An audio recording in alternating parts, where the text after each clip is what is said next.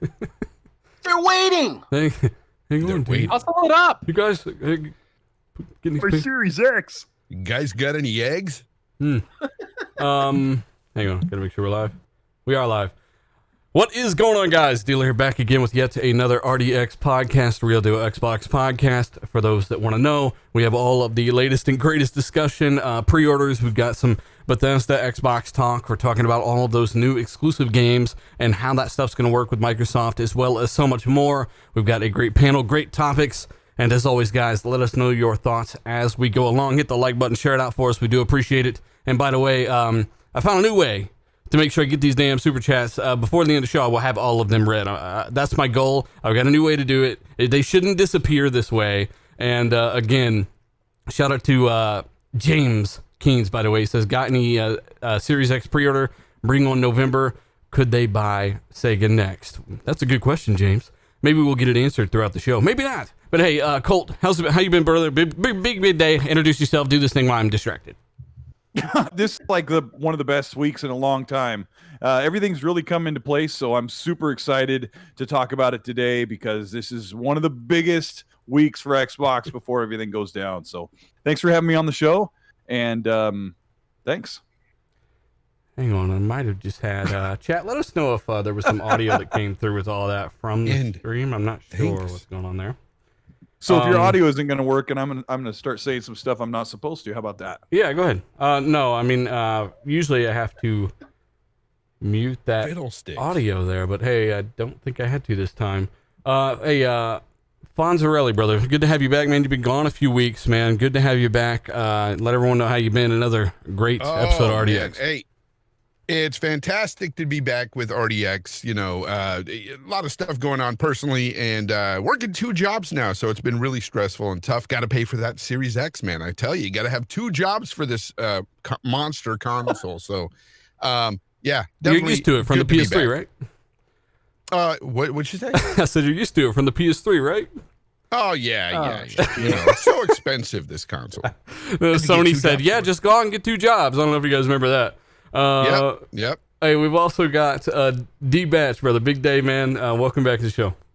Yeah, man. What a crazy day, man. I've been up from early this morning.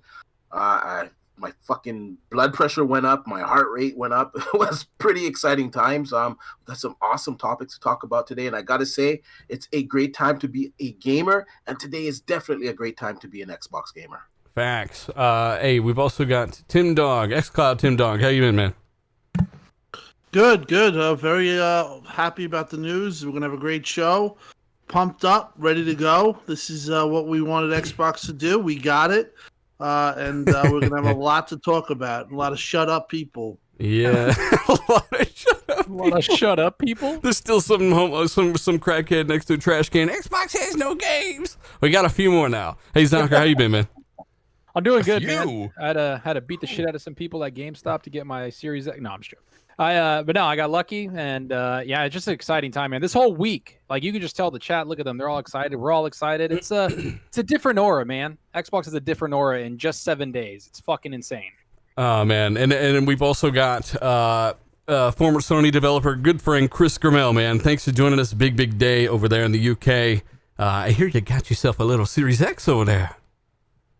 I did indeed, although I got so excited I tweeted out that I had a Series S. Obviously, no offense to anyone getting a Series S. I will be picking one of those up for the office as well. But yeah, just the same as everyone else. Good times. Good times. Exciting times, right? Yeah, massive, big power play by Microsoft and Xbox this week. So, oh man, we're gonna talk about all that, man. Huge. Some of the biggest stuff I can remember ever in gaming, honestly, was this ZeniMax acquisition, and we're gonna go into that as well. Darkest Hour or Darkest Hero, he wants to know when will there be more in stock. Does anybody have an idea when maybe you can go back and check again, or when they might drop some more for the Series X? Anything at this point, shit. I would say, well, I've talked to some retailers, so there's gonna be some waves. All day today, Best Buy had waves throughout the day, so they would be sold out for like an hour, and then they would get some more allocation. So Amazon did the same thing. Yeah, Here's the problem with Best Buy. They oversold on pre-orders for the PS5, so I'm leery about those Best Buy pre-orders.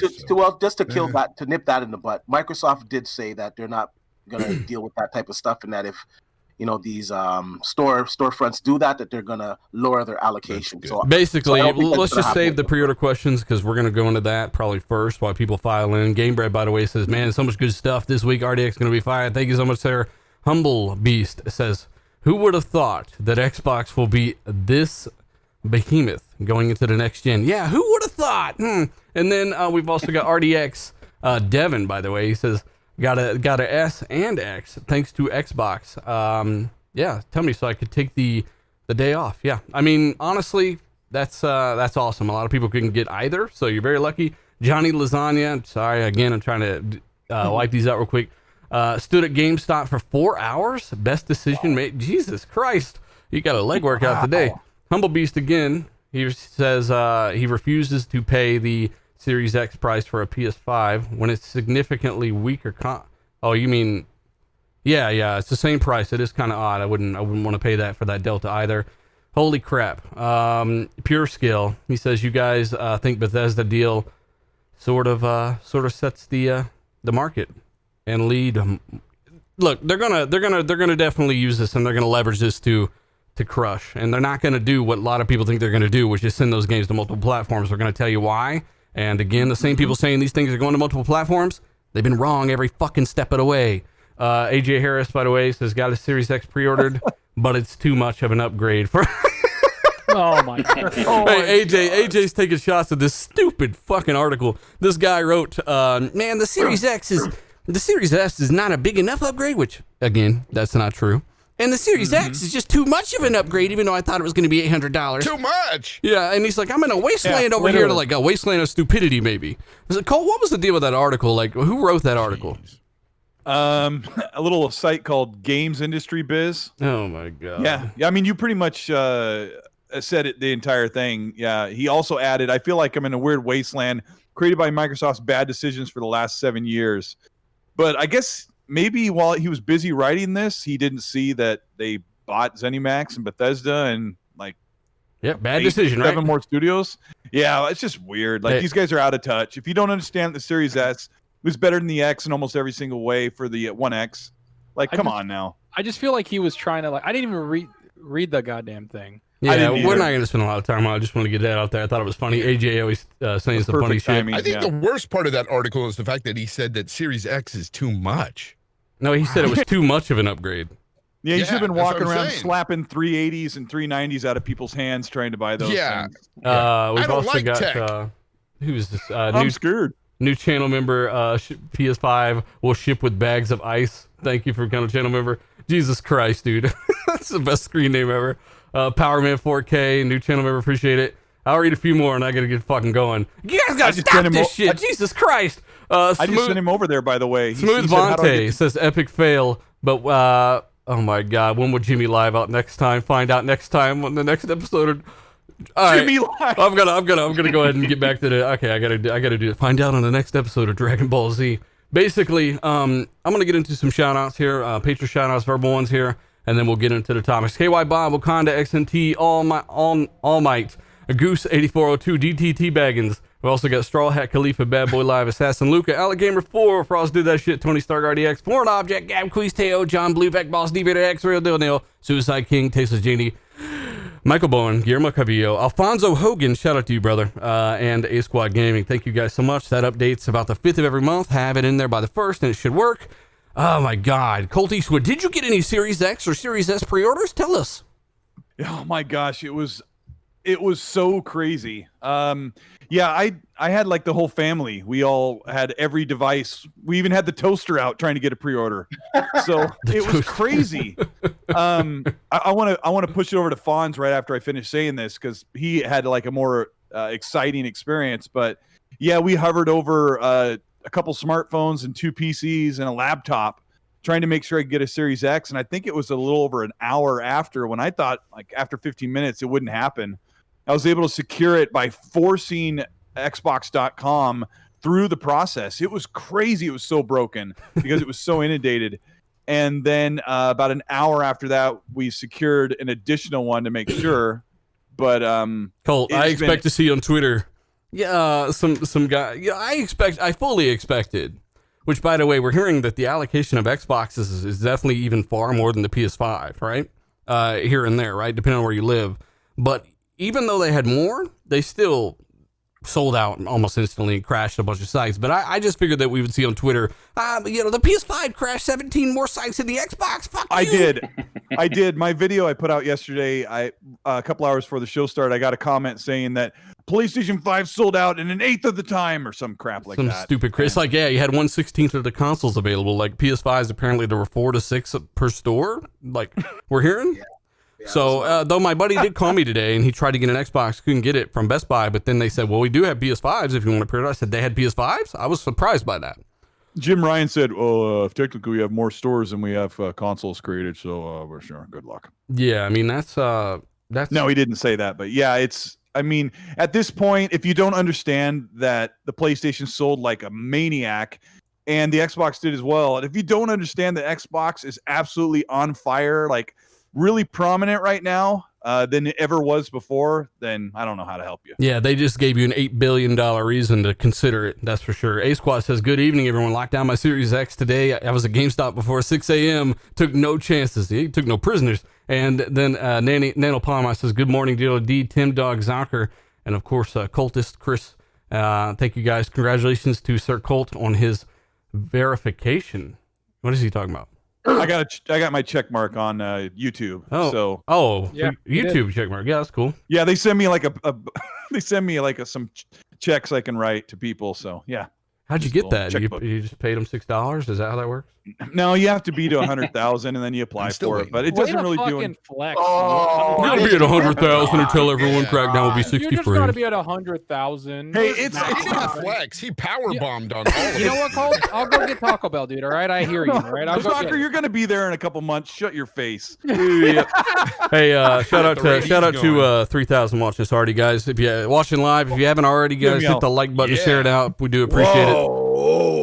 Yell, Tim. Tim Dog just took a bite of that cookie. Yeah! But again, guys, hit the like button, share it out for us. We do appreciate it. It makes us one of the biggest podcasts in the history of gaming when it comes to Xbox, especially. Thank you so much. Again, Colt was able to secure a system, and then Zalker, did you end up actually getting one? Chat, let us know if you got one as well. Yeah, actually, shout out honestly to Jez Gordon. I was at work. I was basically refreshing everything, couldn't get anything. And then Jez Gordon's like, it's live on Amazon. Put the link up. And then I think he's in the UK or Europe. And he put the US link up on top of it, clicked it and got it. Like literally lucky. And then 30 seconds later, I saw dogs on the screen again. like literally again. Yeah. And then it's fucking dogs, man. It's in my order. It's in my order purchases. When I go to the Xbox Series S webpage on Amazon, it says you've already ordered this item. I sent him a message and said, dude, I owe you a fucking drink. Thank you. So I got mine. Don't take any drinks from Zalker, Jez. Don't do it. Jez, you better. Make sure it's sealed. 30 FPS filmic drinks. Oh, man. So you got one. Yeah, I got one, man. I'm excited. Awesome. And by the way, just so you guys know, I will, if I have to, read a lot of these at the end of the show too, but I'll make sure and get through all these. People are going nuts today. Save some of that money for the damn consoles, damn it. But yeah, I mean, seriously, it's been so hectic today. Chris got one, Colt got one, Zalker got one. D, how many of these did you buy and are gonna scalp? Oh man. I got 4. I got 4 Series X's. Oh my god, you piece of shit.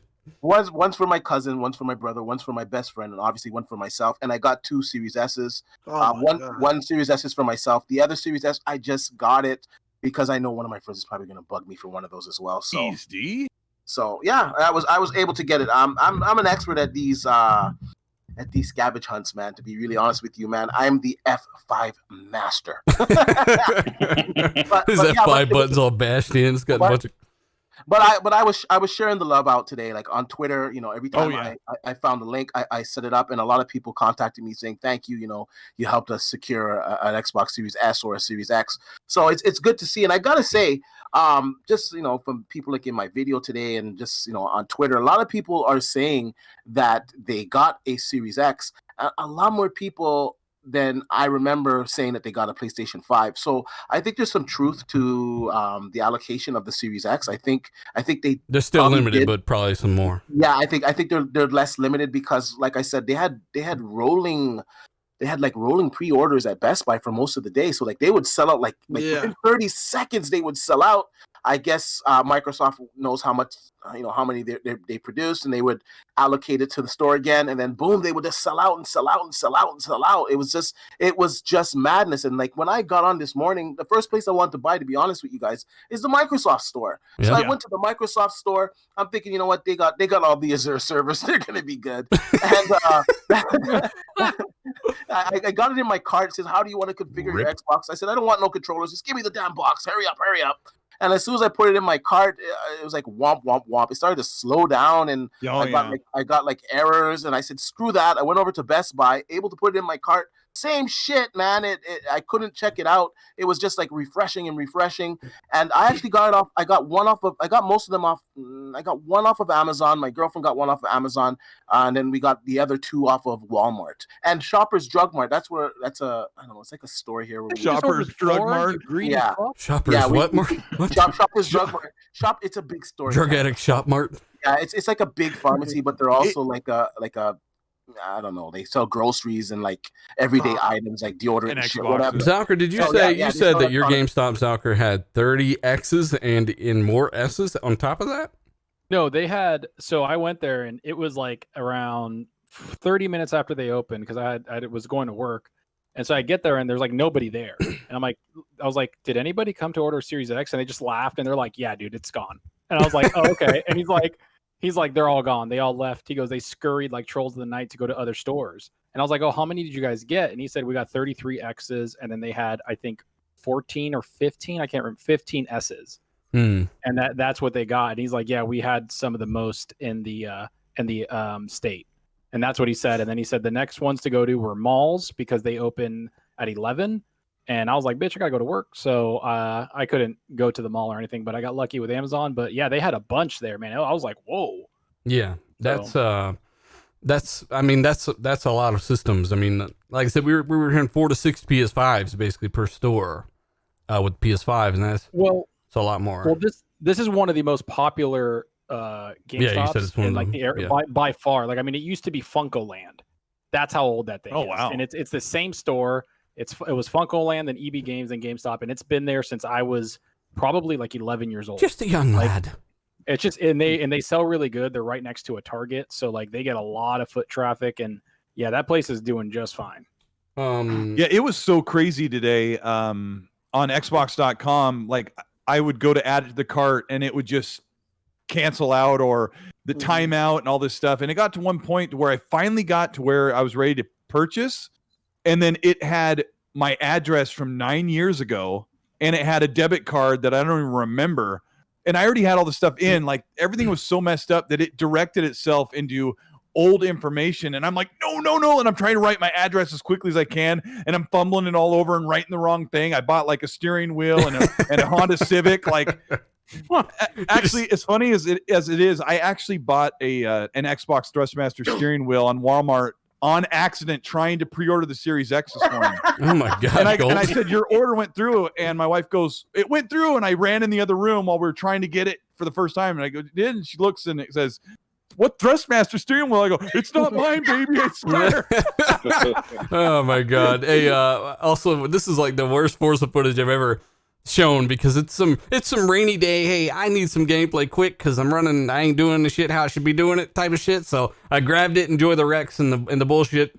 Hey, Fonzarelli, were you able to get one, man? I ain't been able to catch up with anybody. Ooh, yeah. So let me just start off by saying shout out to my wife last night. So we're sitting there talking about the whole ZeniMax deal and everything, and she doesn't give two shits about this console stuff or like video games. Wax. What the fuck's that? But we've been talking about this stuff lately, about video games and stuff, and she's been listening, lending an ear. And after I told her about this stuff, she's all, are you sure you want to go in there at 7 a.m. to try to, be there just an hour before it opens? Because with this deal, don't you think that it might be more popular? And I thought, maybe. So anyway, I ended up showing up there at 4:40 a.m. in the morning. Oh, my God. Hardcore. Wow. So 4:40 a.m., I pull into the lot. There's at least the picture seven cars out there with people in them, all keeping warm, huddled in their cars. And I'm looking at them like, what? I sprint up there to the front. I stand there at the door, and I'm just looking at these guys going, what are you guys doing? And they're mean mugging me and just checking me out like, who the hell is this guy to get first? We were here first. I'm like, you snooze, you lose. Yeah, I'm going to stand out here, bitch. What are you doing? So I'm standing in there in front of the line. Sure. And then this other guy pulls up in this truck, and I'm like, oh, that's a badass truck. Anyway, he gets out of this truck, immediately comes, and he's second, and he's like, well, he looks at everybody, and he's like, it looks like these guys aren't in line, so they're not going to be getting a Series X, So we're just laughing about that a little bit. And shout out to that guy, Sergio. He made the time pass by quickly. He knew what he was talking about, understood the gaming industry, PC tech, Xbox tech, PS5 tech. Like, the dude was very knowledgeable, and shout out to him, man. Guy was very fun to talk to, very social. Everybody else was pretty quiet, and they ended up getting out of their cars after he did. But I was first in line, damn it. So I knew I was getting one. So 3 hours. So what happened was, within 20 minutes after that, there was probably about a good 20 people there already. And me and this dude already knew. He told me, he gave me information at that time, and he goes, hey, I think one of the stores had 6 and one of the stores had 10 near us. And when the big manager came, finally, she walked in, she looked at me and she was like, oh no. She's like, and not everybody's going to get one. And I was like, oh shit. I said, well, it sucks to be them. I'm first. Anyway, she comes back out and she tells people, we only have 9 folks. So the rest of you got to go home. So we're like sitting there going, damn. Wow.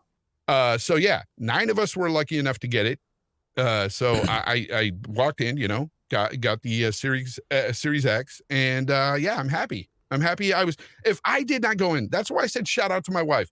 If she did not tell me anything, I would have been there at 7. I would have lost out big time. If you were not there 3 hours beforehand at this particular GameStop, you would not have got in. And a lot of people thought I was lying online. These ponies are coming after me, and they're like, picks or it didn't happen kind of thing. And it's like, here, boom, there's a pick. Okay. There's a ton of people there standing in line, well over 40 people.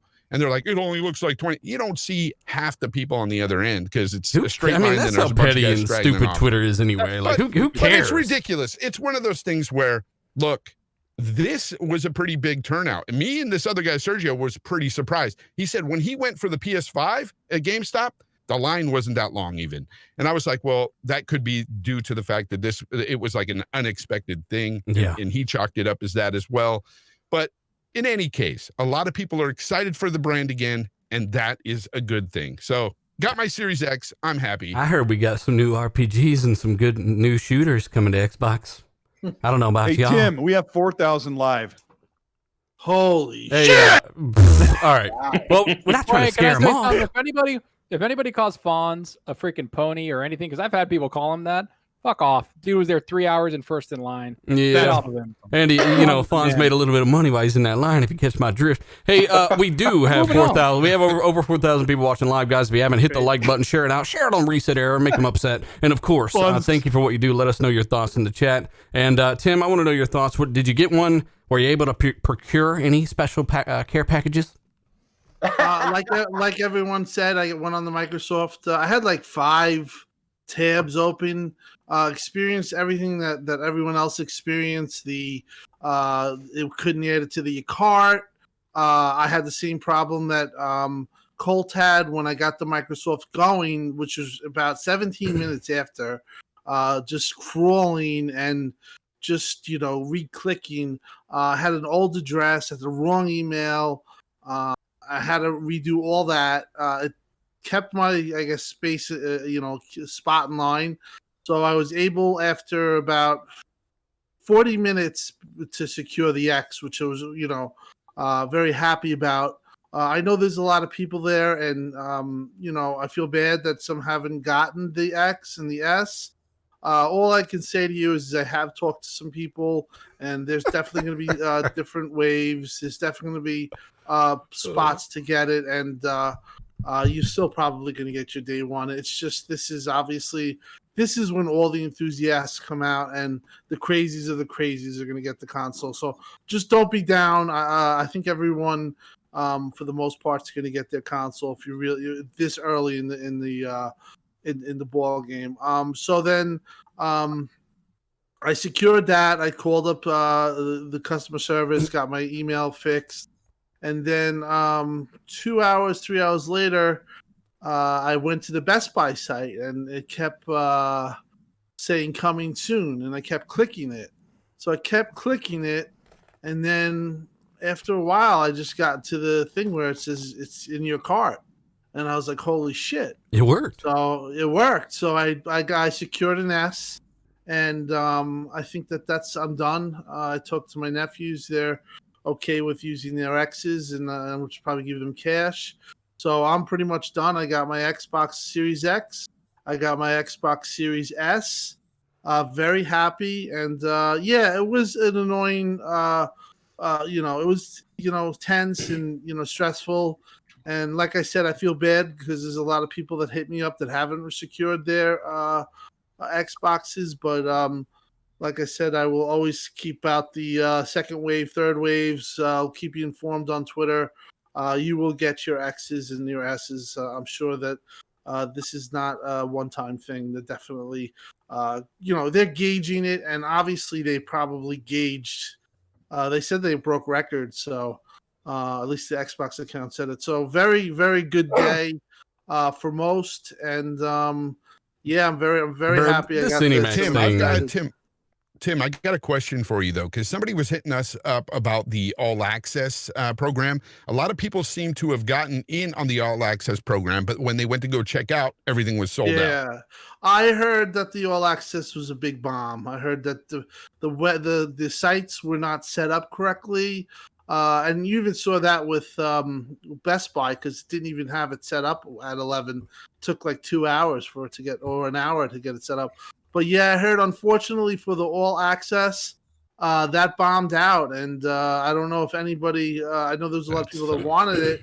So Xbox definitely had their share of problems. That it just did not go as smooth as we thought it might go. We knew it was going to be bad. But like I said, there's going to be...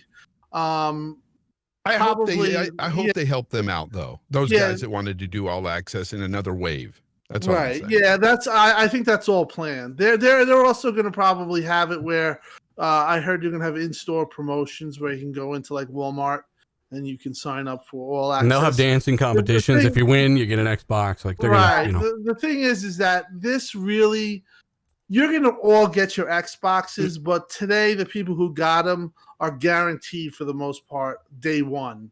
But like after a week, they'll probably get another shipment. But I understand everyone wants it day one. Yeah. But yeah, I believe there'll be second waves. So they're definitely going to have to address the All Access. Great point, Fonz, because yeah, I heard that that was pretty much a shit show. Shout out to any of the Xbox employees or executives that are watching. I just got a message from one. These guys, again, they're in tune with what you're saying.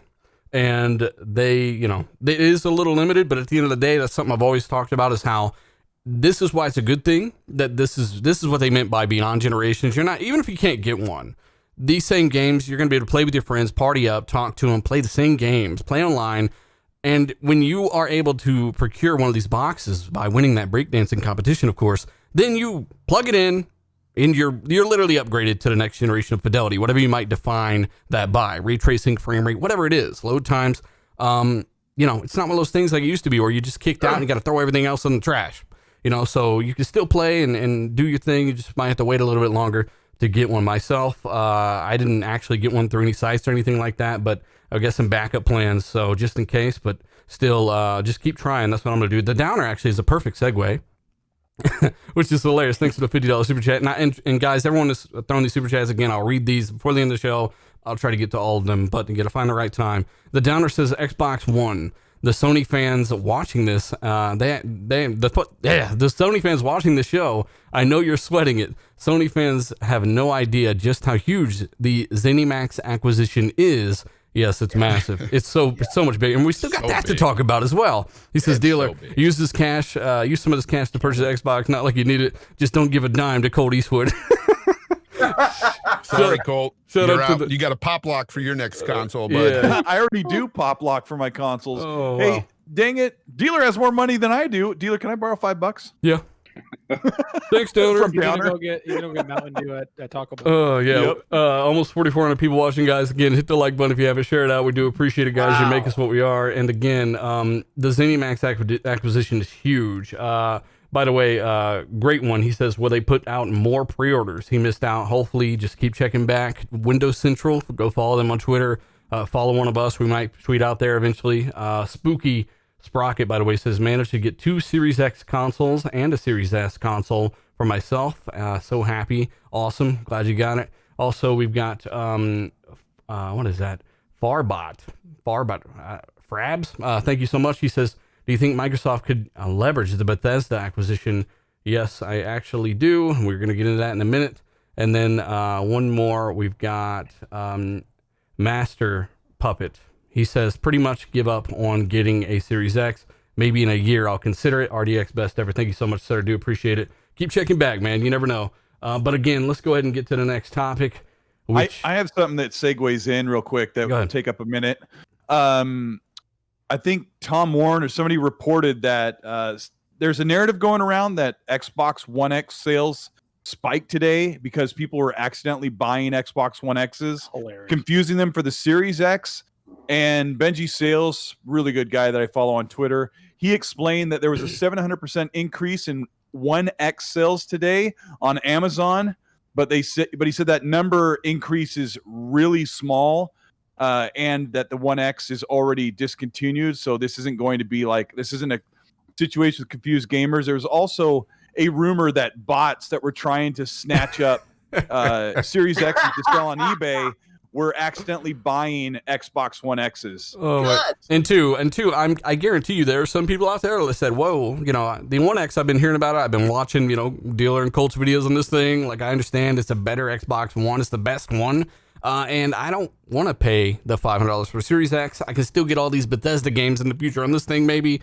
Who knows? So maybe they just thought, well, I just want a One X anyway. So not all of them are mistakes, I'm sure. I'm sure a lot of them are, though. I guess it's a pretty small number. It's just being inflated to look like it's a big deal. Yeah. So they've poured some cold water over that. But this is the big thing here. Xbox actually bought ZeniMax, Bethesda, all their publishing arm of ZeniMax, everything to do with ZeniMax. Xbox bought them. So even if people are saying the publishing rights stay with Xbox, they own the company they stay with. That they bought the publishing arm. Why do you think the publishing rights stay with the fucking company? So again, Xbox bought ZeniMax. They own Bethesda. They own everything that Bethesda and ZeniMax own. They are now basically Xbox, right? So that means that they own Wolfenstein, Doom, Fallout, Skyrim, every single IP, Starfield. Every single team, Starfield, the brand new giant IP they're working on. They own, and here's the biggest thing that I think people really should focus on: Todd Howard, Pete Holmes, all these guys.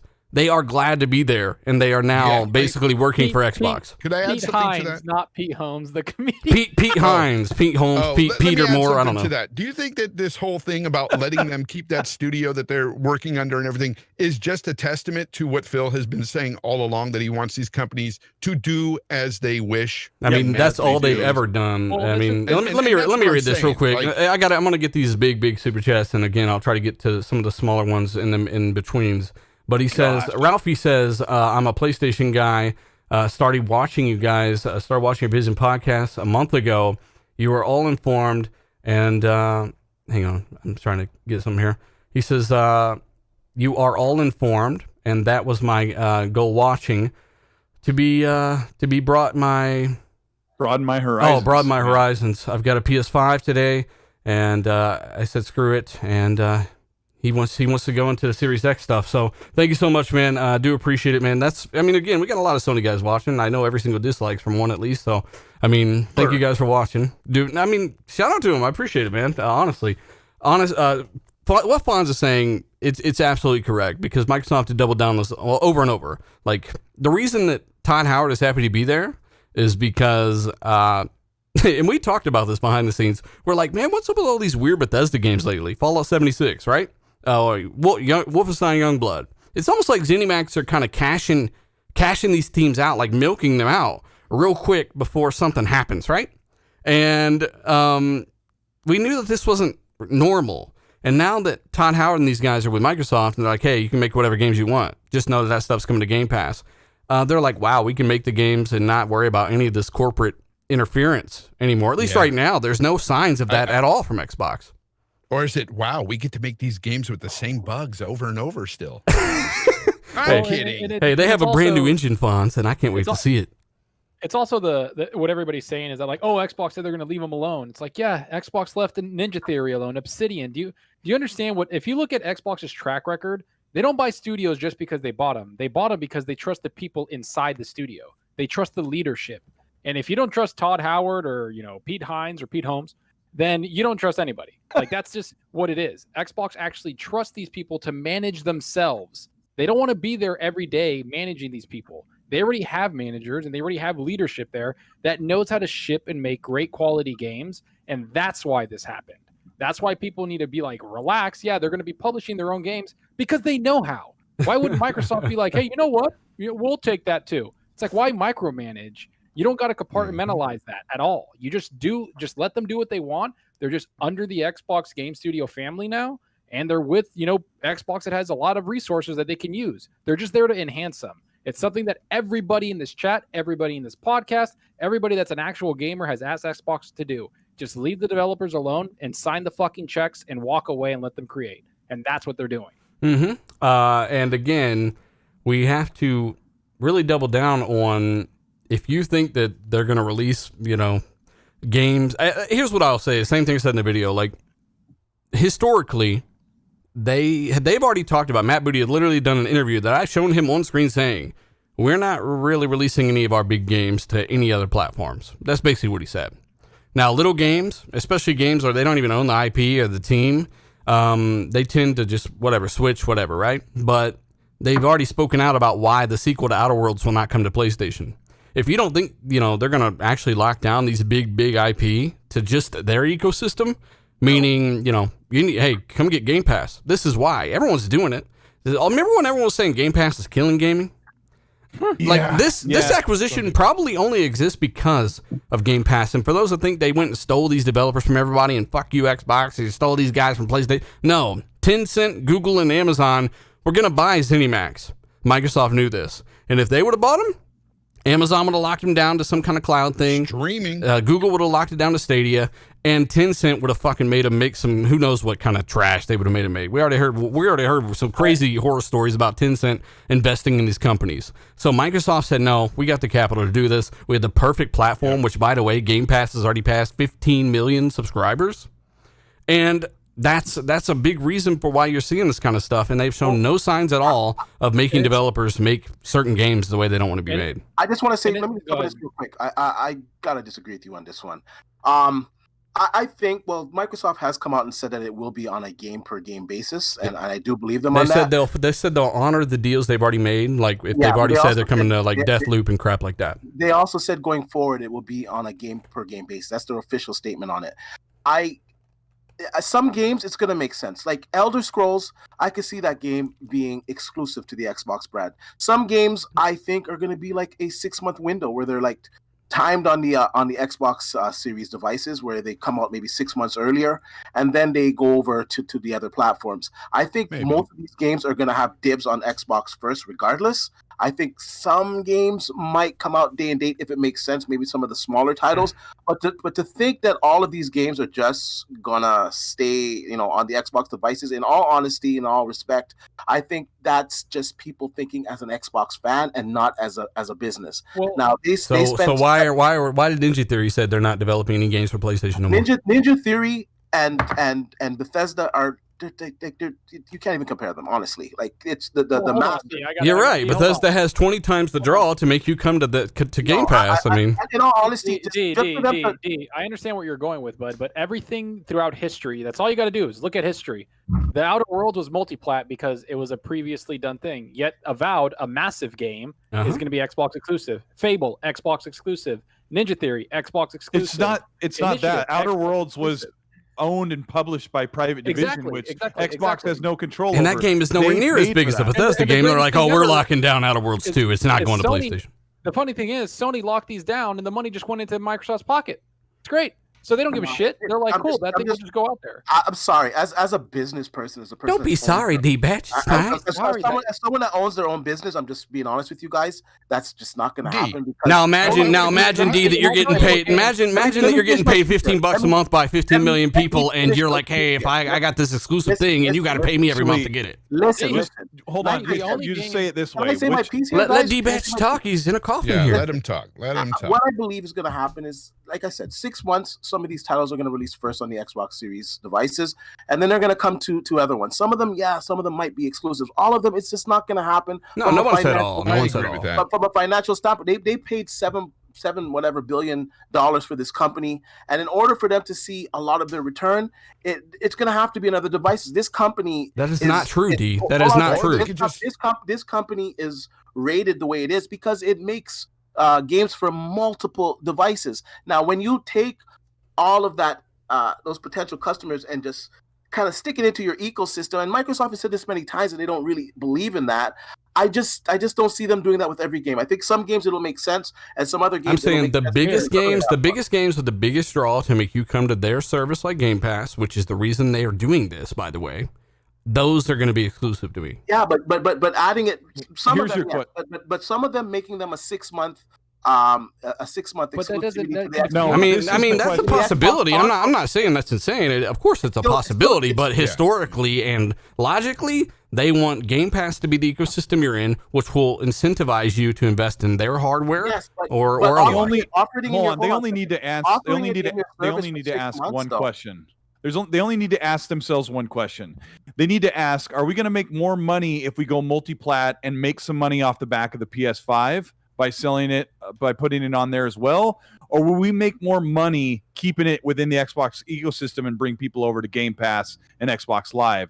And if they crunch the numbers and they feel that they're going to make more money from Game Pass subscribers than making 20 or 30% off a PlayStation game sale, they'll choose to keep the game exclusive. That's why Phil Spencer said they're going to why pay Sony that much money just to host the game? The only game I see being multi-plat, the only one I see out of all these is Elder Scrolls Online. That's it. Yeah. That's because it's a game as a service.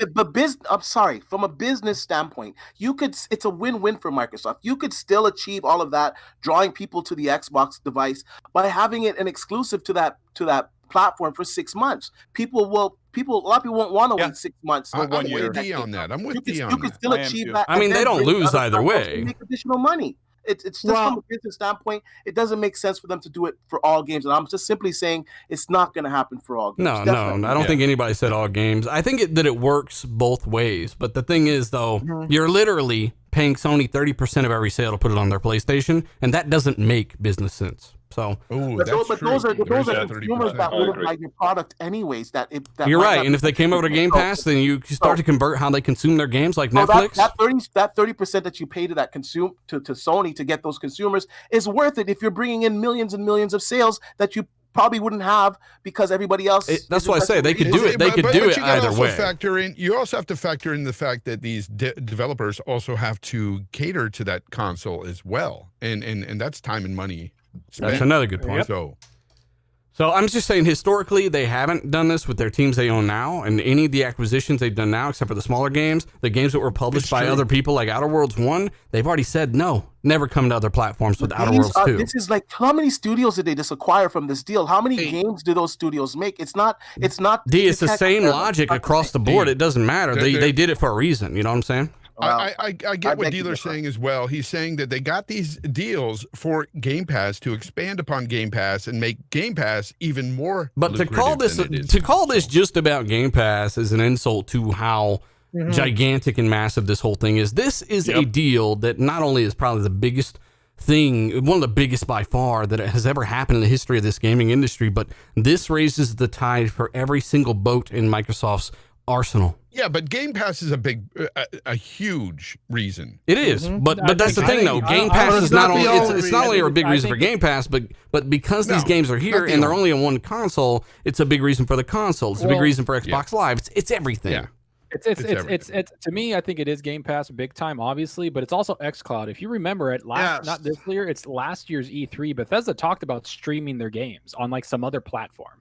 And they were talking about that a lot and kind of being like Project Orion. Project Orion. And now they're just like, well, fuck Project Orion. We have the best streaming game service in the business in xCloud.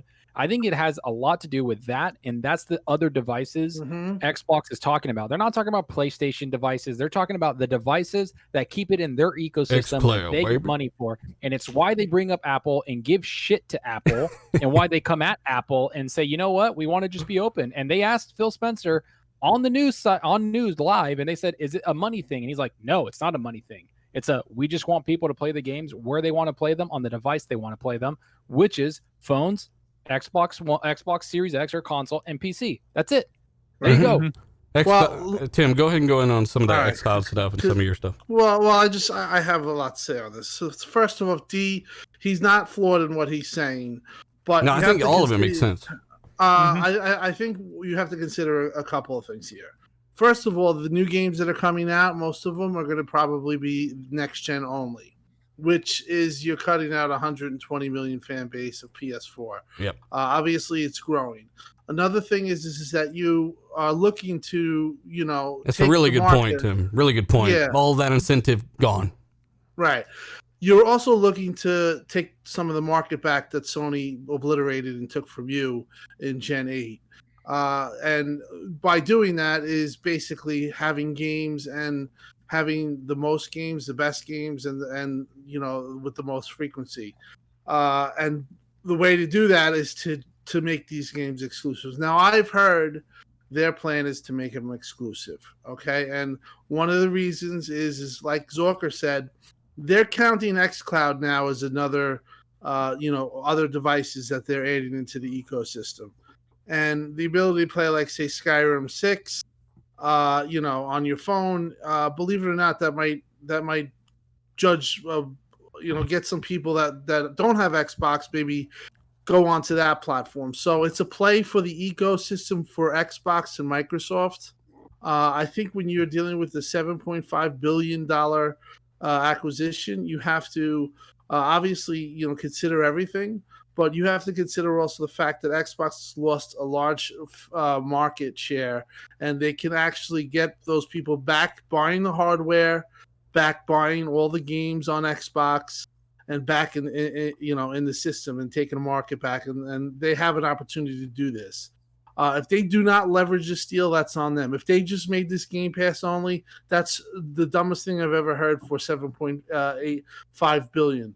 I think it definitely will be case by case, but at the very least, you have to have a time exclusivity attached to it. If you decide you want to go to PlayStation or you want to go to Switch, you got to give 6 months to a year so that Game Pass can leverage itself, xCloud can leverage itself, and Xbox itself can leverage itself on the consoles. It's pretty clear cut. I like I said, I talked to a lot of people yesterday, and I'm getting the feeling that these games are going to be exclusive. And you'll know right away if Starfield if they're dabbling with that. They were quick to say that the deal was there's been no deal on it, and they specified Xbox and PC in his when Phil talked about it. So I'm thinking exclusive, and I think it's the right way. And Jez Gordon actually went at not go at him, but he said to Colin Moriarty, who said, and I think they're being political. Like I think they're just saying like very business like they're using lingo. Because they know that Deathloop and that Tokyo game is going to PlayStation 5, and there's exclusives tied to that. So right now they're just playing along with. And they've already said they'll honor those. And they'll honor those, yeah. And they just like they honored every other first party studio they bought. They honored all that shit. But once that stuff's over, they cut that umbilical cord, baby. Michael, by the way, says no one had talked about how Microsoft kept Google and Amazon and all these guys from buying Bethesda. Thanks, Xbox. Yes, certainly did. Johnny Dariani, by the way, thanks for coming to channel member. Viper XMT says the end game I got to. He basically said he's got 9 PS5s at the GameStop, had over 30 series consoles. You might be near Zocker, who knows? And then Wolf JRA says got mine at Walmart while at the GameStop, and that's a good tactic. Cedric he says the Series X was sold out to everywhere. He was able to secure his Series X online. Hey, did we ever talk about that id engine that they got to? That's right. They got id Tech. So they not only did they get the teams, the studios, the publishing arm, they got the fucking buildings. They got the game engines. They got the new Elder Scrolls engine. They got id Tech, which is one of the most advanced engines in the history of gaming. What's Chris's take on this? Chris Grimmel, tell us your thoughts. Yes. I agree with Tim Dog. I think this is a next-gen play. Obviously, we know that Xbox has lost massive market share, and I think it's a huge power play. I kind of get where D's coming from, and I think they're just showing caution. You go back to like the Tomb Raider deal and stuff like that, where Phil got loads of shit and Xbox got loads of shit, and they're just playing the political game at the minute. There's, as some of the guys were saying, you've got Deathloop, you've got other games which are, they've got publishing deals to come out on PS5 first, and so on and so forth. So, as we said, they're going to honour that. This is. I agree with Zorka. I think Elder Scrolls Online, something like that, may make make sense to put that across platforms. But I don't think they're looking back on this. They're looking at grabbing hardware sales, being the place to play some of these games, your Skyrim, future Doom games, so on and so forth. And it's you don't spend $7 billion just to give that back, to give money back to your competitor. It's the dev time, the resource, it's all of that stuff to continue to support those dev kits, those platforms, so on and so forth. I think this kind of case-by-case basis just allows Phil and Xbox to be a bit more flexible. I said this on Twitter earlier this week. I think it allows them to be a little bit more flexible with the likes of Switch and stuff like that. They've got a decent relationship with Nintendo. I think there's a little bit of play there about could they potentially end up taking a Game Pass service or something like that into the future onto something like Nintendo, where, as I say, they've got a good relationship. But I think it's just it's just to remove any kind of negative hit against. I want to remove the logic of any trolls on Twitter too, because again, the guys that are harping on every one of these games that come to PlayStation, again, game by game basis, they talked about they're going to honor some of the deals they've already got for exclusivity, like they have in the past. But I don't think the biggest games are going to come to PlayStation, especially day one, and they're going to use all that stuff as an incentive to get you to invest in their ecosystem. It's like The Boys coming to Netflix. Amazon would rather keep that as the only reason you actually have Amazon Prime.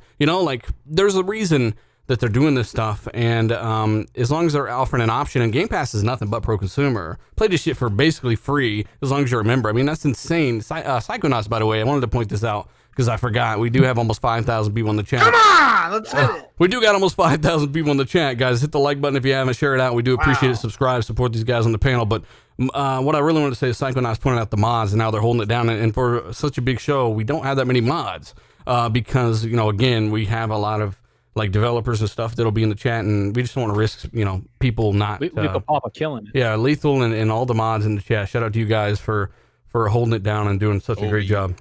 Can I jump in real quick? Yeah. Chris, you brought up relationships, and that's something I want to talk about. I saw a lot of people on Twitter. Obviously, the people that are Tinder, just crying. Yeah, there's people on Twitter just crying about how, oh well, Xbox just going to ruin all these developers now. First of all, idiots.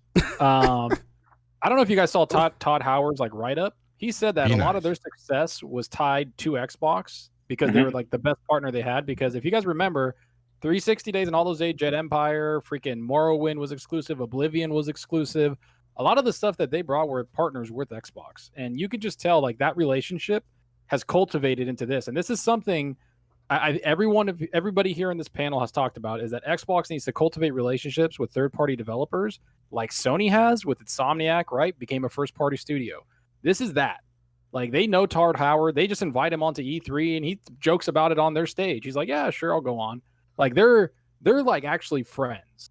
They get it. That's why they joined, because of that relationship they have with Phil Spencer and the Xbox team.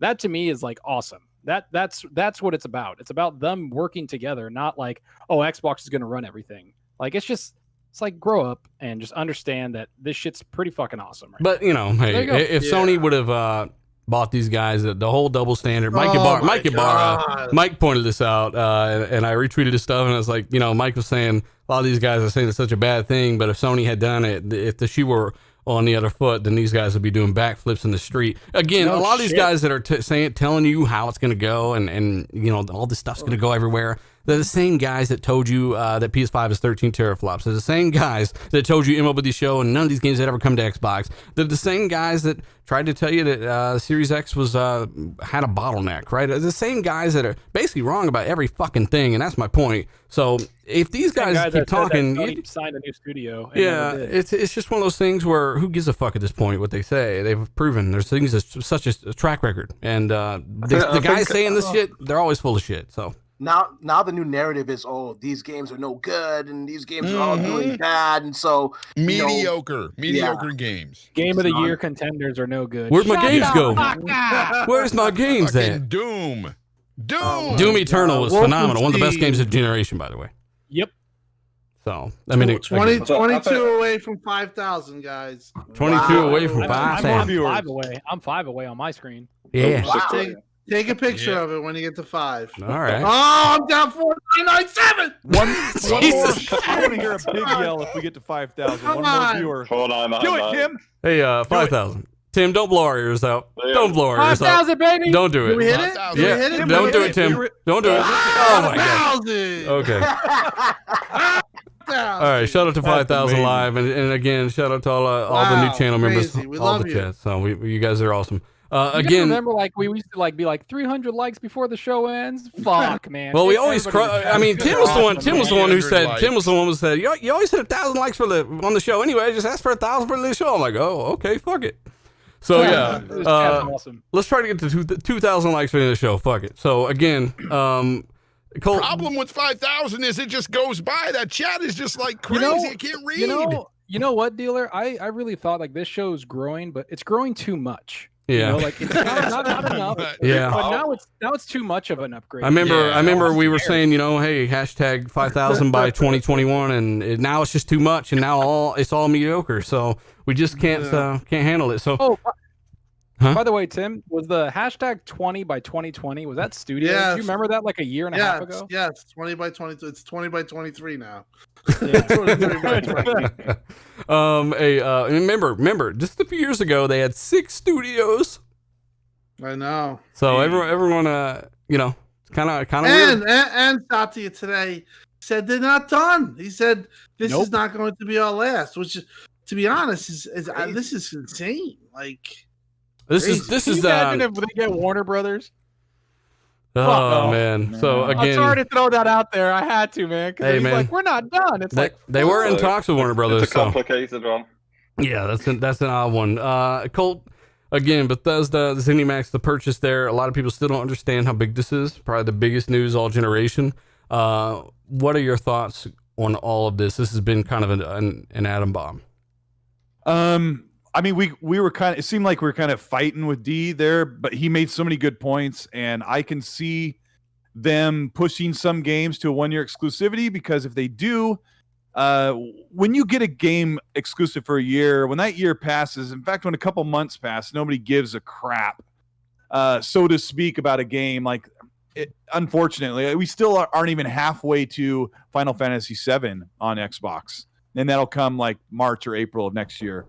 So, but I am kind of in the camp that they didn't spend $7.5 billion to just give the games to PlayStation and acquire all those studios and employ all those people to not have something unique on the platform, while Xbox Game Studios that exists now continues to make the content we've been waiting for. So I don't know. I think they're going to have a lot more exclusives than you think. There's going to be some outliers. And like if Starfield comes out and it's on both consoles, people are going to go crazy and go, see, I told you there's no exclusives on Xbox. And then the next big game will come out like Fallout 5 and they'll be like, dang, I got to get an Xbox to play that, or that Magic PC I built. Mm-hmm. I just think it's Minecraft. I think people are just stuck on Minecraft. Yeah. That's the reason why they're like, it's going to come. But when Minecraft is literally the biggest game in the fucking world, that's why it's everywhere.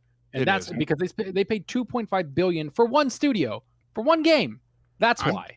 I'm disappointed, Colt. You should have ended that with, and New Vegas 2, baby. Oh, man, I'll tell you Vegas what. 2. I mean, somebody asked Obsidian, now that you guys are cool with Bethesda and working together, can you make Fallout New Vegas 2? And actually, what it would be is a spin-off of Fallout 4, the way that Obsidian could do New Vegas. I mean, it could be anywhere, and it wouldn't even be that though, amazing. because I mean, we know they're working on Avowed, so it would actually be using whatever their next Fallout engine is, which is that Elder Scrolls. They showed a little bit of that engine, right? Last E3 or something, right? So yeah, I don't know what Obsidian would build the next Fallout on if they did that, but their response was the shrug emoji. Like it's like I'm sure they would love to do it. They've been asking for a decade for Bethesda to let them make a spinoff of Fallout 4. It's not been a decade, I guess it's been like 6 years, but yeah, it's crazy. Shout out to Killer Omen real quick. He says it's been fun reading everybody's Twitter feed over the last week. I locked down my Series X and Series S today, and as a big FPS fan, I am ecstatic about it. Yeah, man. I mean, 2,000 likes, Dealer. Shout out to 2,000 likes as well, guys. Thank you so much. But he's a big Bethesda fan and excited about all that stuff, guys. Thank you. I got to echo my boy D and Colt's sentiments when it comes to this whole thing. I think that this, if they do kind of just have this thing where they keep it off PlayStation or other consoles for up to a year or whatever, it gets people to just buy it right away from Xbox or go out and get that console or go out and play it on their PC and buy it from Microsoft or get it on Game Pass on PC or whatever, because you can't wait for that next big game. Like, I'm like that. Like, if I see a big game come out of PlayStation, let's say I don't have a PlayStation right away, but this game just drops and it's massive, I go out and get a PlayStation. That's what a lot of gamers do. And they're going to bank on that. And so to keep it off another console, even if it's just 6 months, it's a good thing. It's a win-win for Microsoft, whatever they choose to do here. And it's usually a year. I mean, I don't know if there's been 6 month timed exclusives. But a year. Timed exclusives is a win-win. Again, I don't think, honestly, if they, that's the thing with the exclusives, right? I don't think that they're, I get why they exist, but if you pay to build something, then you can do whatever you want with it, right? The thing that really makes this such a good thing is the fact that you could literally have access to the next Fallout, Skyrim, all of these big IPs, just like you can Xbox IP, because they are now Xbox IP, day and date on Game Pass. This is so monumentally pro-consumer. It's such a boost to Game Pass. And honestly, the fact they just added xCloud to that for free, and people are like, how can they afford this? They've already confirmed Game Pass is profitable. They confirmed that a while ago. Dealer, question. Wait, hold on. Can we lock the part? Can we lock this down? Randall, what are you doing in here, Randall? You can't just crawl out of your Roach Motel and fly into the show randomly. Randall. I just wanted to say that Xbox has no games and Game Pass only has AA fodder. That's it. Yeah, it really does. Since Dealer didn't read my super chat, I'm gonna come in here and actually say it. Hey, how you been, Randall? How did you get a hold of any Series X's? What's going on? How you been? Yeah, I mean, I had to consult Colt on the phone. He was. Colt didn't tell that little anecdote on the on the show. He was very frustrated this morning, weren't you, Colt? Yeah, I have to give a big shout out to Underachiever and Rand, who patted me on the back and held my hand and walked me through it over the phone. Like, Rand was very patient. It's like, just keep hitting F5, copy and paste the checkout link into a new tab, open up Edge, try it there. And he sat there with me, and he could have said, "Hey, I got mine. I'm out. I'm out of here." But yeah, it means a lot. And we're watching out for each other. If Dealer can't pick up one, I got you, bro. Wow, that's I can't pick one up, Cole. Yeah, they didn't help me out. They made me stand. They said go stand in a line for 5 hours. That's what they told me to do. You know what, Fonz? I wasn't even out of bed yet, and I knew you were standing there in front of GameStop, the first one in line, with your arm wrapped around the metal handle of the door, and I'm like, Fonz is good. He's good to go. Yeah. Actually, I had my coffee and a croissant. A croissant? Croissant. Yeah. Could you bring anything manly to the GameStop? No. Hey, I wanted to look crazy. Okay, I just cut in line in front of all these guys. Did you crazy? I was talking to walls. Did you sell the RDX podcast and all our channels to all these gamers that are waiting? Actually, in line? I did. And they might be listening. Well, one of them anyway. He might be listening tonight. That's awesome. Fonz and him held hands waiting in line. The grounded gamer's the guy with the croissant. Hey, you know what's funny? Hey, I forgot to say, that little 4-ounce coffee, like the real short one, and a croissant. Just endless. Hey, coffee the in it somehow. craziest story about me talking to that second guy who came in line. We finally, like, he asked me where I worked, and I told him. It turns out we work at the same damn place, and we're like, what? Way. Wow. Yeah. You've never So seen weird. that Small nice world. truck you were talking. Hey, shout out to Hero S. He says, just want to let you know, love the show. Everyone is informative. Glad to be going into the next generation. And of course, he secured his Series X at the Xbox store. Again, I'm going to try to get to all these super chats for the end of the show, but it's going to be fucking hard. I'm just letting you guys know. Dude, there's so Time many. for celebration. Yeah, it's a big day, and we've had 5,000 people watching and 2,000 likes already, and all this stuff. So. We've just had one of those comments.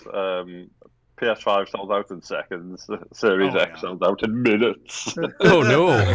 I hope you're getting a cut of every single one of those crashed websites. We still have Sony's complete walk back, and the way they misled a lot of people with cross-gen and all that stuff. Shit. I mean, this ain't the Bethesda man. just fucked everyone show. This is also the Jim Ryan, Loose Lips Ryan, as Fonz likes to call him. Loose lips, Ryan. Tap dancing, Jim Ryan. Here's at the end of the day, they showed a lot of stuff at their PS5 event, and they showed a lot of multi-plats and timed exclusives, and none of this comes close to the Bethesda stuff, so it's completely meaningless now. But at the end of the day, they did confirm PS5 is $400, but we'll go over that in a minute. And they got a $500 disc version. Now, what they've done is they basically allotted like 20% to the $400 version and the rest to the $500 version. So you have to buy the thing, so they're not losing all this money. Basically, is how they've done that. Releases in November 12th, and they've also walked back on. So everyone talking that shit about cross-gen, all of you fuckers. How many months? Every one of you. How many months? Hang on a second. Every one of you that was talking that shit because you fucking don't know shit. I mean, I will go in right now because I have to sit here and listen to these idiots tell me how shit doesn't scale. 5 days ago, 10 days ago, Spider-Man looked so amazing. It was next gen. Now it's cross-gen. They all got a problem with it. So, again, they announced Spider-Man is coming to PS4. That was not a last-minute decision. They ain't porting this shit in a month. That was the case since day one. Same for all of their other games like Horizon, Forbidden Burritos, or whatever the fuck it's called. That's coming to PS4 as well. Horizon Zero Dawn sequel is coming to PS4. It's a cross-gen game. Imagine that. Not only that, but they confirmed that they're supporting PS4 for the next 3 to 4 years. Your games are held back. Or that's not how it works. And if the game can't run around that design spec hardware, they just won't bring it to the platform, just like Xbox. Did you notice at the Xbox event that Hellblade and Forza and Fable, none of those had Xbox One next to them because they're not coming to the platform, right? You said 1 to 2 years, and Jim Ryan said 3 to 4. Yeah. So no big deal. They did tease God of War, and as a matter of fact, they said God of War's coming out in 2021, but I think it'll get pushed back to 2022. That could even support the PS4. We don't know. Hey, did you guys delete all your tweets about how PlayStation 5 won't be held back by old generation and old tech? Did you guys delete all those? Did you guys if you made those tweets in the first place, you're a fucking idiot because you don't understand that for the first time ever, we're on the same machine language. If they can scale it and port it, they will. If they can't, they just won't run on the old box. Like. Hey, and guess what? That God of War Ragnarok is probably going to be a freaking awesome looking version upgraded of what we played in 2018. It's probably built on the same engine. It's going to be amazing. Don't go too hard, guys. Come on. Sony even explained their backwards Oh, never mind. Didn't do that either. You know what? I'm going to play devil's advocate here, though, because I feel that I need to. But wasn't, Shut up, Fonz! Is it Miles Morales? Is it Miles Morales built from the ground up on the PS5? Nope, as I was told by Jim Ryan. Nope. Loose lips Ryan, sorry. Are you sure? Are you sure it's not built at least from the knees up, the shin up? I mean, something. Okay. Well, because, I'm being told that it's still being built from the ground up on the PS5. So it's a totally different version, totally different experience that you're going to get on the PS5. So how can they build that design spec up from the ground up around the parameters of 16 threads and all that RAM and that internal acceleration of assets? How can they do all that when they got to take into account for the PS4? Yeah. So are you telling me it's the same for Horizon Forbidden Burritos? I think so. Yeah, it would have been dev. It would have been in dev for years. Chris, So- this is kind of so- just weird how Sony just didn't tell us anything and then dropped the pre-orders for most people knew and didn't mention anything about this during their show, but released all this horrible, bad information to their most hardcore. That's why I made one of my last videos, because their most hardcore, radical fanboy fans that run these trash channels and are on Twitter, they have been saying the exact opposite for 8 months to a year, because they're not looking at the job listings. They're not reading into this stuff at all. They're not listening to what Sony are saying. They're reading a headline and looking, fucking 1 inch deep into the river. This was obvious most of the time. We even got heckled for saying there's no reason Spider-Man and Horizon Zero Dawn, and I even went in about Gran Turismo. That's yet to be confirmed, but there's no reason Gran Turismo can't run on PS4 from a design aspect, from what I can see. Why was this so surprising to these guys, and why? I just don't understand, Chris. Zachary's your name, Chris. PS5 has no games now, so that's one. Why, Chris? Why are you getting a PS5 now? You don't need one to play their games. Yeah, let Chris talk. No, sorry. So, they just want to say what they want to hear. So ultimately, that's what it boils down to. I mean, the original Spider-Man game, phenomenal game. I mean, I think we've all admitted, incredible game. You don't just delete those assets. You don't just delete all of that, everything that you've built. And then in the last 12 months we're going to bring out the next gen machine, let's start again. It's just absolute bollocks. So, you're utilizing what you've built, so you've got your foundations. You start to, improve, different, gameplay mechanics. You start to improve different models, so on and so forth, assets. So as a developer, do you think it's possible that they just said, no, we decided a week ago or a month ago that we're going to port Spider-Man to PS4? Or do you think that was their plan the whole time? The whole time. All the games that are coming out on PS4 and are coming out on PS5 have been in development for PS4, for existing generation consoles for the last 3 years or more. They have been building these things for the current, 120 plus million users. You do not just wipe those out and say, do you know what, guys, you can only buy this when we've got 10 million units out there or whatever they end up selling. Sony have just what they've had previously. I said this on Twitter last week, I think it was. Last week it was. And I think it was what instigated my latest death threat. So I've got a little, notch on the wall to how many death threats I keep getting. But just slap them away. Just fucking, keep them coming. Just tick them off. But it was Sony will. I've said this before on previous episodes and stuff, but Sony are masters at saying just enough. They will say just enough to allow the press to run with it, the fanboys, the fanatics, so on and so forth, to run with what they haven't said and what they have said. And as long as you're not saying something, you can come out 6 months later and say, this is what's happened and this is what's happened. But Sony, you're making us stupid! But Sony actually said some of these things about generations and about how they weren't going to be putting these games on the PS4. And even their studios like Guerrilla Games doubled down on it by saying that they couldn't do certain things and have certain gaming elements within Horizon Zero Dawn because the PS4 held it back. So now with the PS5, they get to do more things. So we were led to believe that. It wasn't just the fact that they just let on just a little bit. No, they flat out lied. Yeah, but their community ran and took a lot of stuff out of context, and they're really to blame. So, and I mean, Microsoft has been transparent with that. And I have people, in the chat that are basically saying stuff like, "Oh no, this is a Xbox jerk fest here going on." No, you don't get to say that because you guys were the ones running around saying Xbox is messing up, Xbox is doing this and that. And it turns out Jim Loose Lips Ryan is doing the same damn thing. And really, you were saying Xbox is messing up because you don't understand how the industry works. Anyway, Kid Smooth, by the way, let me give a shout out to Kid Smooth. Shout out to him. He says 4.8 people watching. Shout out to RDX. He secured a X and a S today. Damn, Kid was in on it. Nice kid. Yeah, and then Dark CMF, I'll throw it to you in a second, Tim. Somebody wants to join. Who? Just check it. He might come. Jez. Oh, Jez. Oh, bring him on. Well, I mean, I got to get Jez in the Discord here.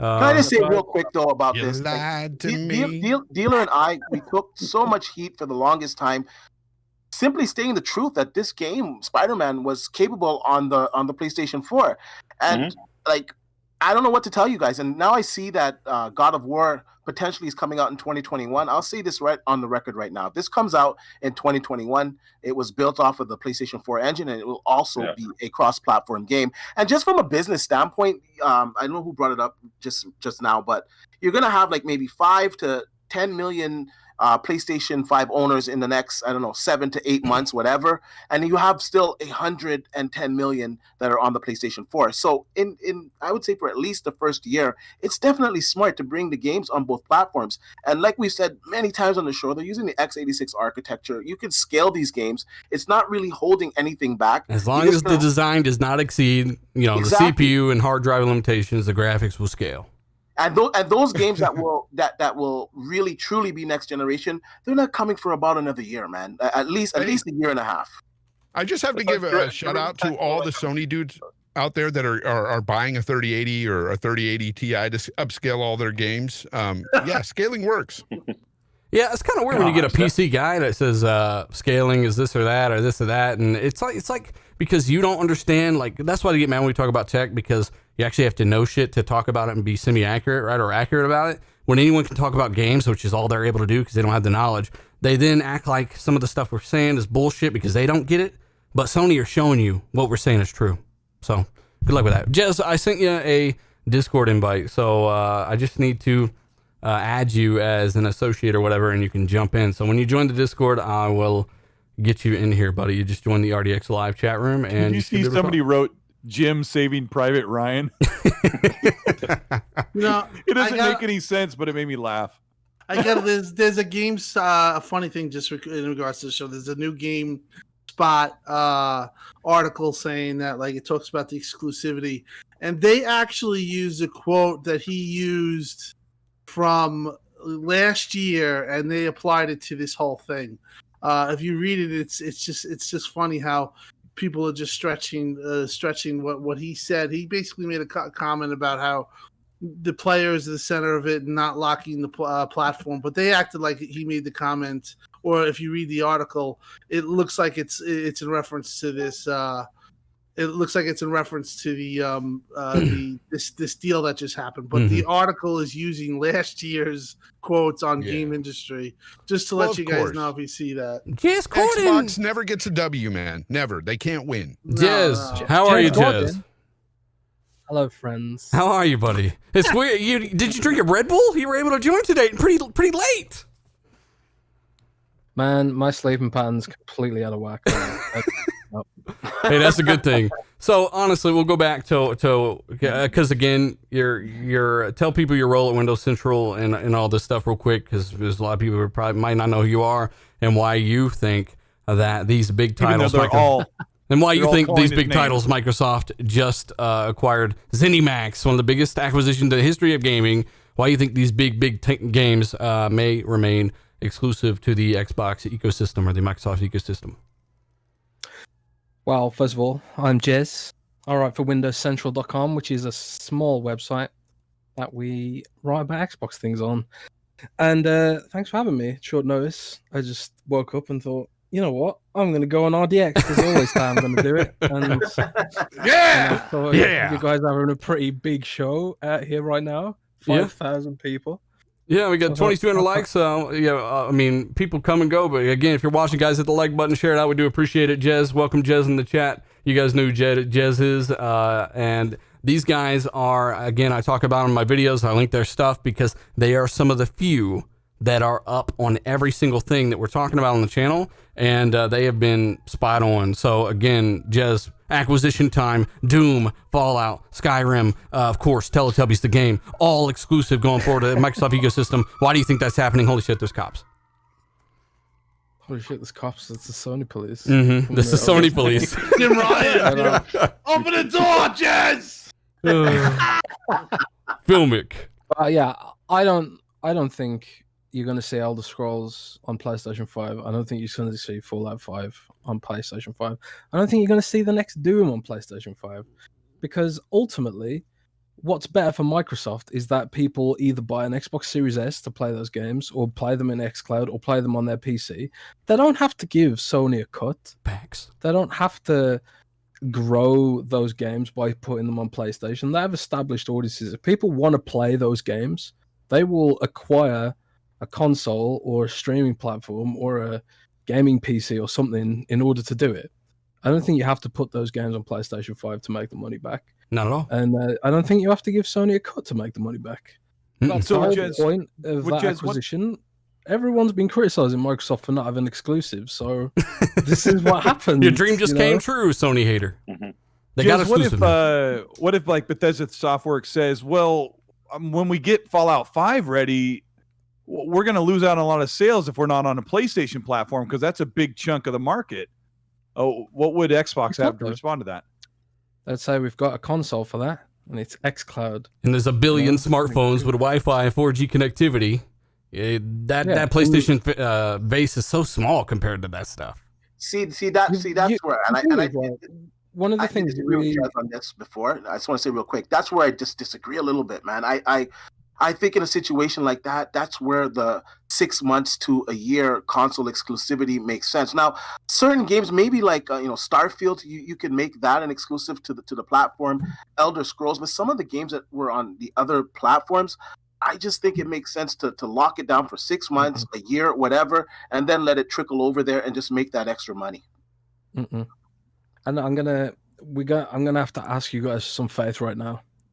You're gonna have to try and imagine that the console industry is actually very small compared to the wider market. The console industry has an install base of around 200 million, whereas globally, we're talking about 3 billion gamers. Microsoft does not need PlayStation to sell Fallout 5. No. It needs Android and PC to sell Fallout 5. The PlayStation install base is minuscule compared to the wider industry.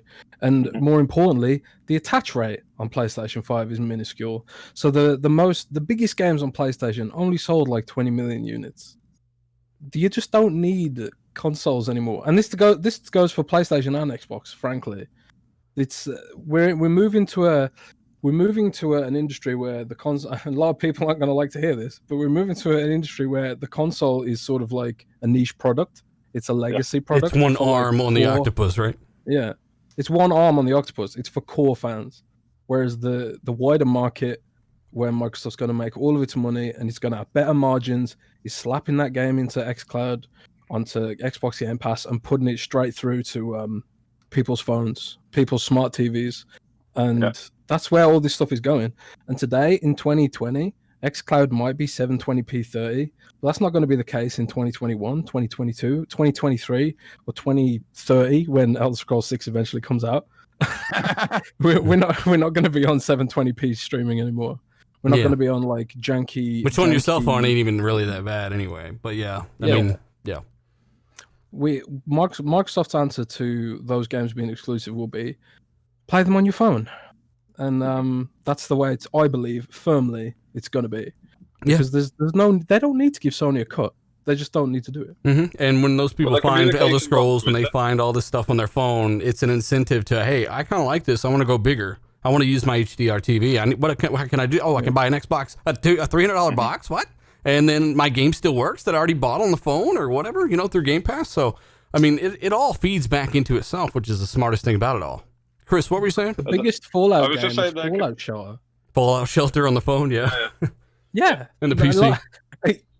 Console gamers, again, or PC gamers even, they wouldn't want to acknowledge this, but the biggest Fallout is Fallout Shelter. Oh, man. People don't need a console to access gaming anymore. And ZeniMax has its own cloud streaming platform, which Microsoft acquired as part of this whole platform. So what all did they exactly acquire through ZeniMax? And I'll throw it to Chris. Like their publishing arm, right? All that stuff? Everything. Literally everything. All their patents. Because don't forget, ZeniMax also had a technology arm. They were developing VR stuff. They sued John Carmack and Facebook over patent theft and stuff like that. And also, like, I just published an article about it, but they also have a cloud streaming platform called Orion, which I completely forgot about. Yeah. And they showed it off on stage last year at E3, at their E3 show, and they were showing Doom running at 4K 60 off a phone. And they were saying, like, it reduces latency by 40% over competing platforms, which was a swipe at xCloud and Stadia. So they'll basically They called incorporate all Stadia that into xCloud. Any technology they can use, they will slap that into xCloud. Yeah, so like you've got Orion, which should improve xCloud, and then all the IP. They don't need to put their games on PlayStation, man. Microsoft are thinking beyond the console now. To them, PlayStation's a non-entity. And again, people are going to hate me for saying this, but it's a non-entity. Microsoft thinks on a different level. They're looking at, like, I've been saying this for years, man, that it's Google and Apple and Tencent that Microsoft competes with. Sony's down here. Microsoft's looking up there. You know, they're looking to the three. That's why Microsoft said we're not competing with Sony, because they're talking about overall Sony are like a fraction of a fraction of a fraction of $1 trillion company, and Microsoft are up there by Google, Amazon, and Tencent, and all these guys, right? Yeah, they want to get gamers where they are, and gamers are on their phones, like China, India, South Korea, West Africa, South Africa. A lot of these places, like they're phone centric. And that doesn't mean they're making phone games, though, too. We got to reiterate that. Like, that means that they have found a way to bring the console experience to your mobile device, and they're going to use that screen in your pocket as a potential Xbox. Think of it that way. And you got to sign into Xbox Live. You're another active user. Eventually, you'll have access to the same store. They're going to bring that shit everywhere. I don't think that that's a bad thing. That's the but that's the genius of this. What they do of their plan. The genius is that for us as console gamers, we don't necessarily care about mobile streaming so much, but every single xCloud node is another Xbox console in the cloud. So to a developer, if they want to get on xCloud, they still have to target Xbox console first. Yep. So we get all those games. We get the benefit of having like an install base of billions, not necessarily, restricted to the console. And we get to a point where Microsoft doesn't even have to think about PlayStation as an install base. Yeah. Because that's so just people are incredulous of this, Jez, because we live in a world where we think consoles are everything. Like in our circles, the people we talk to, we see 200 to 250 million people on Nintendo and Xbox and PlayStation consoles. And we think that consoles drive the industry, which they do drive the game creation industry for big AAA blockbusters. But when you're saying to step back, because I think some people in the chat are wondering if what you're saying is really the truth, because we really do live in this bubble where we feel like it's all about the Xbox and the Switch and the PlayStation, but that's really not how it is in the entire global market. It's funny, man, because like my sources have been trying to beat this mentality out of me for years, because I was like, oh man, but doesn't the console matter really? And I was like that too, but like when you look at the numbers, it doesn't. I think it all matters, but there's so much bigger. This is so much bigger than people are open. They're opening their eyes like halfway, like they just woke up. This is so much bigger than the console, but the console still remains very important to them. They would not have come out with two. That's the clever thing about all this, is that it starts with the console. It starts at the console. You develop a console game for Xbox, which we want, and then they can push that experience to everyone via the phone. Yep. That is the genius and future-proofedness. That was the stupidity behind these guys on Twitter talking. Remember back when xCloud was supposed to have exclusive games, right? And I was on Twitter. I'm like, you fucking, what the fuck? The games on xCloud literally run on Xboxes in the server. Why would you then take that and say it's exclusive to your cell phone when they made it for, you can't run on xCloud if it's not made on an Xbox. No. If it don't run on Xbox, it can't run on xCloud. Why would they make it exclusive to streaming only? Makes no sense. People are lucky that it's Microsoft pioneering this, because Microsoft are the kind of company that will keep the console around. But if you've got like a Tencent who are running to it first, or Google, for example, Google want you to pay full price for a streaming only game. Awful. Can you imagine if Google was the There's no way to play it locally. There's no way to play it locally. So like we are lucky that it's Microsoft who are pioneering this, who have like an interest in keeping things backwards compatible. I can run a MS-DOS game on Windows, for God's sake. I can go to my PC right now and run a game that came out in 1980 if I want to. And that's because Microsoft's commitment to backwards compatibility is part of its DNA, right? So Microsoft's going to keep the console around, but they're just going to move beyond it and grow like a blossoming flower. Real quick. Question. Well, go I ahead, just gotta Brandon. hold on before you do that, Tim. I gotta say I gotta get to work. Unfortunately, I have to work. So I just want to say it was great to be here. Chat was awesome. Thank you guys. I secured Love my ya. Series X. I hope you got yours. I hope you enjoy those if you- $70 PlayStation games. If not, I hope you get yours soon because I want to be playing with all of you. When that comes out. Hey, in Fonz, I November. want to, while you're here too, I want to point out that when we were calling Spider-Man an expansion, 100% it's an expansion. It is a Yes. $40 game on PS4, just like Lost Legacy.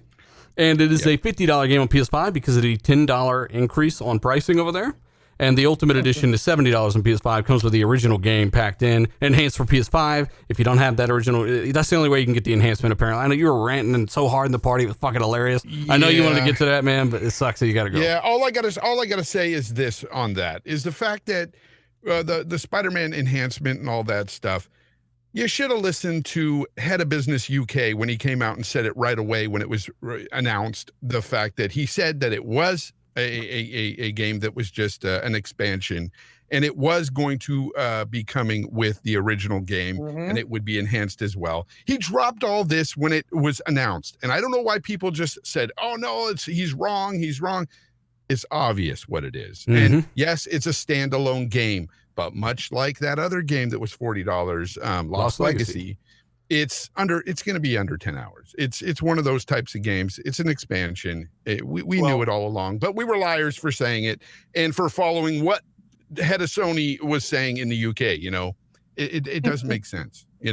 That people don't. People didn't want to believe it. That's why, and that's what happens. Doesn't mean it's not a great game. Lost Legacy was fun. People don't want to believe certain things, and then they actually took that guy's words. And then everyone was like, "Oh, it's fake news," and he was telling the truth all the time.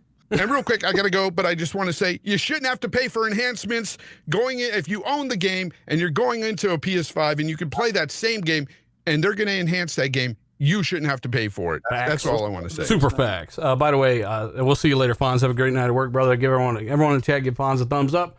Sebastian in the Super Chat says, first time able to listen to the show live. I love the show. D stole my pre-order. D got 4 of them, Jez, this motherfucker. Yeah, I know he's scalping. He has all these family members that don't need him, but we know he's scalping these shits. Stop it. Shout out to King David. For Jez, for quick Go ahead. question for Jez before, if you, Jez, obviously this is a crazy move by Xbox, something that we've all pretty much wanted them to do. And today, Satya had some more comments saying that there will be more. They're still looking. Do you think that they're still going to be adding more studio? And what's their end game? Like, do you think that they'll ever be done, or done. like, are they just They ain't done, baby. They ain't done, baby. They ain't done, baby. Oh, yeah.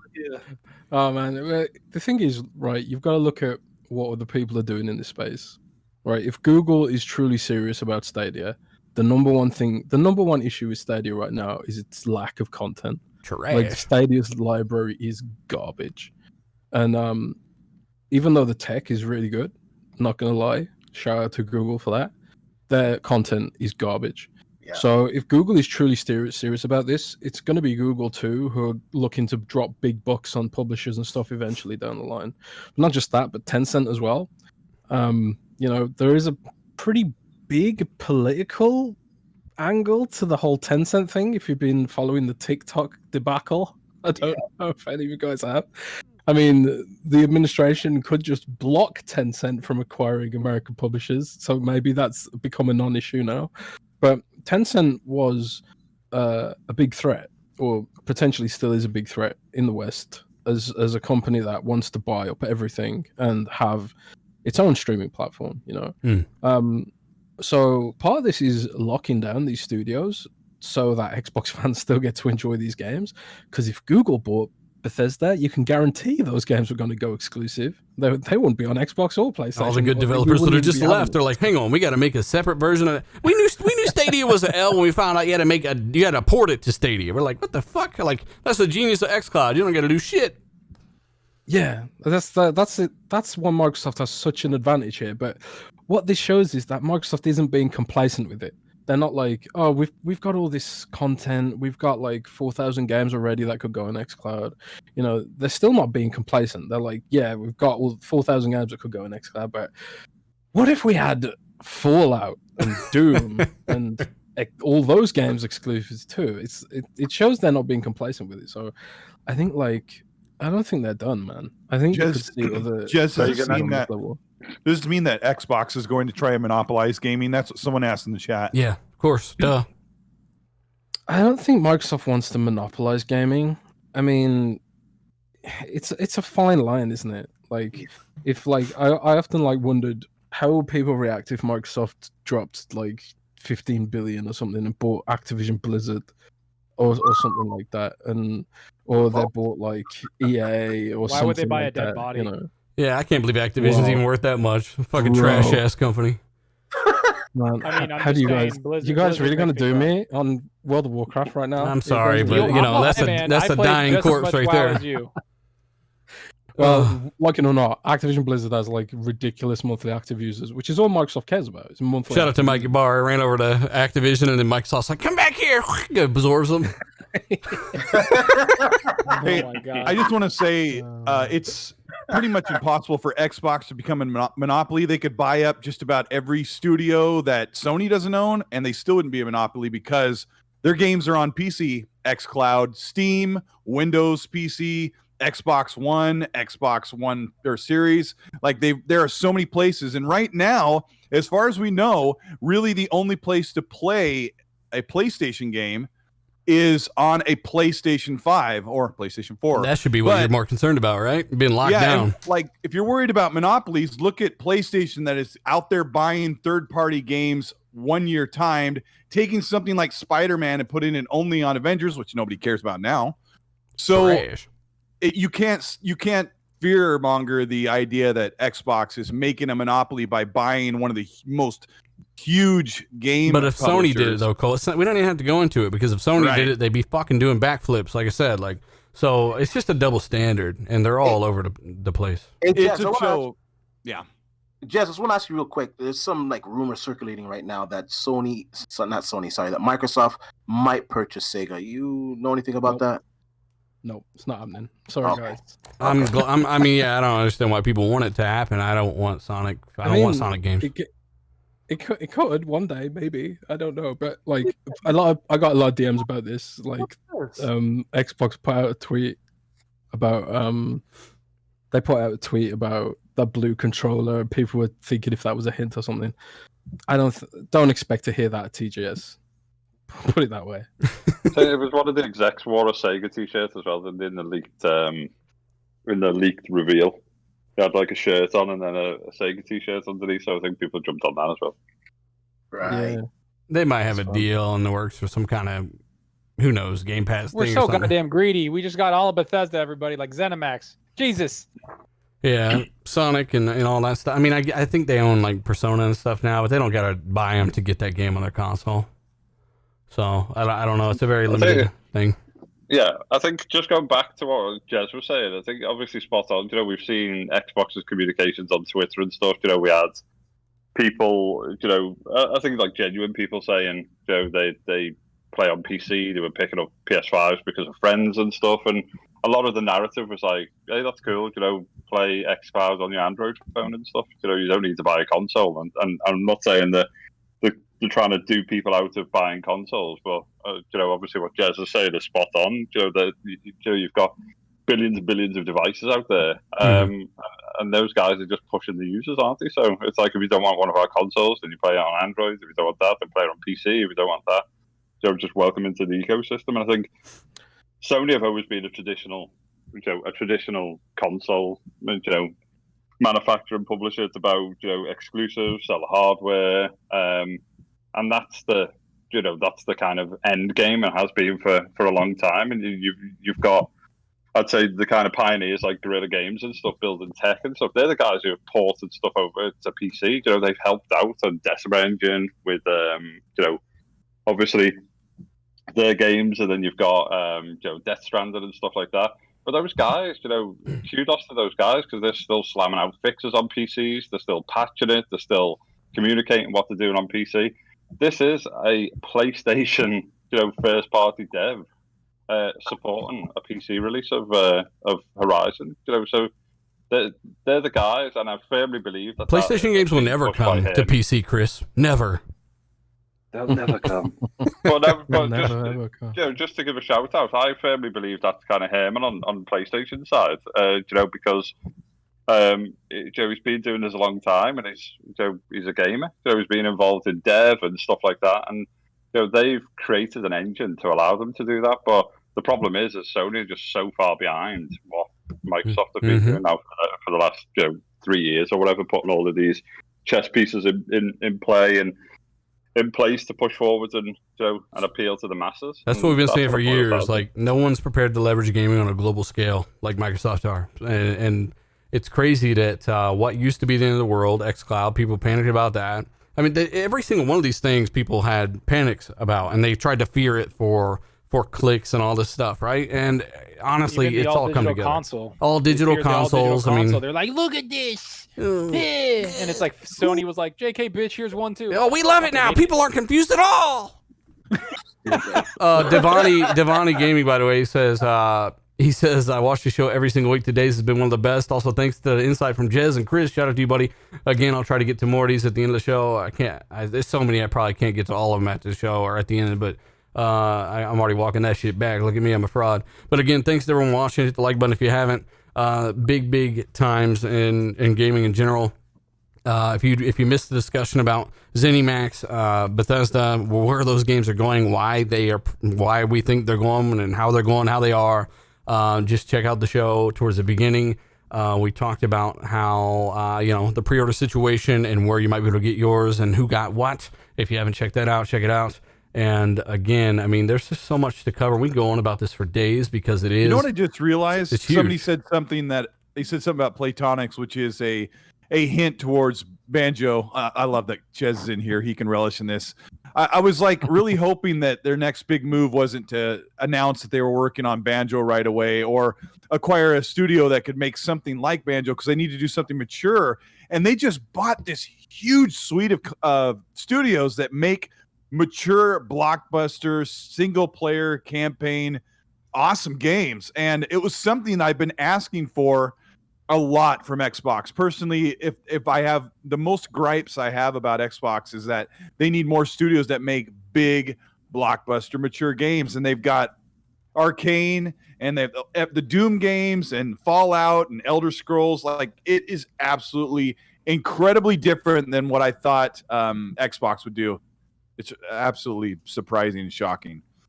Yeah. Shout out to King David. I was giving King David a shout out. He said he's scalping PS5s for like $2,000. Oh my god, dude. Hey, drunkish.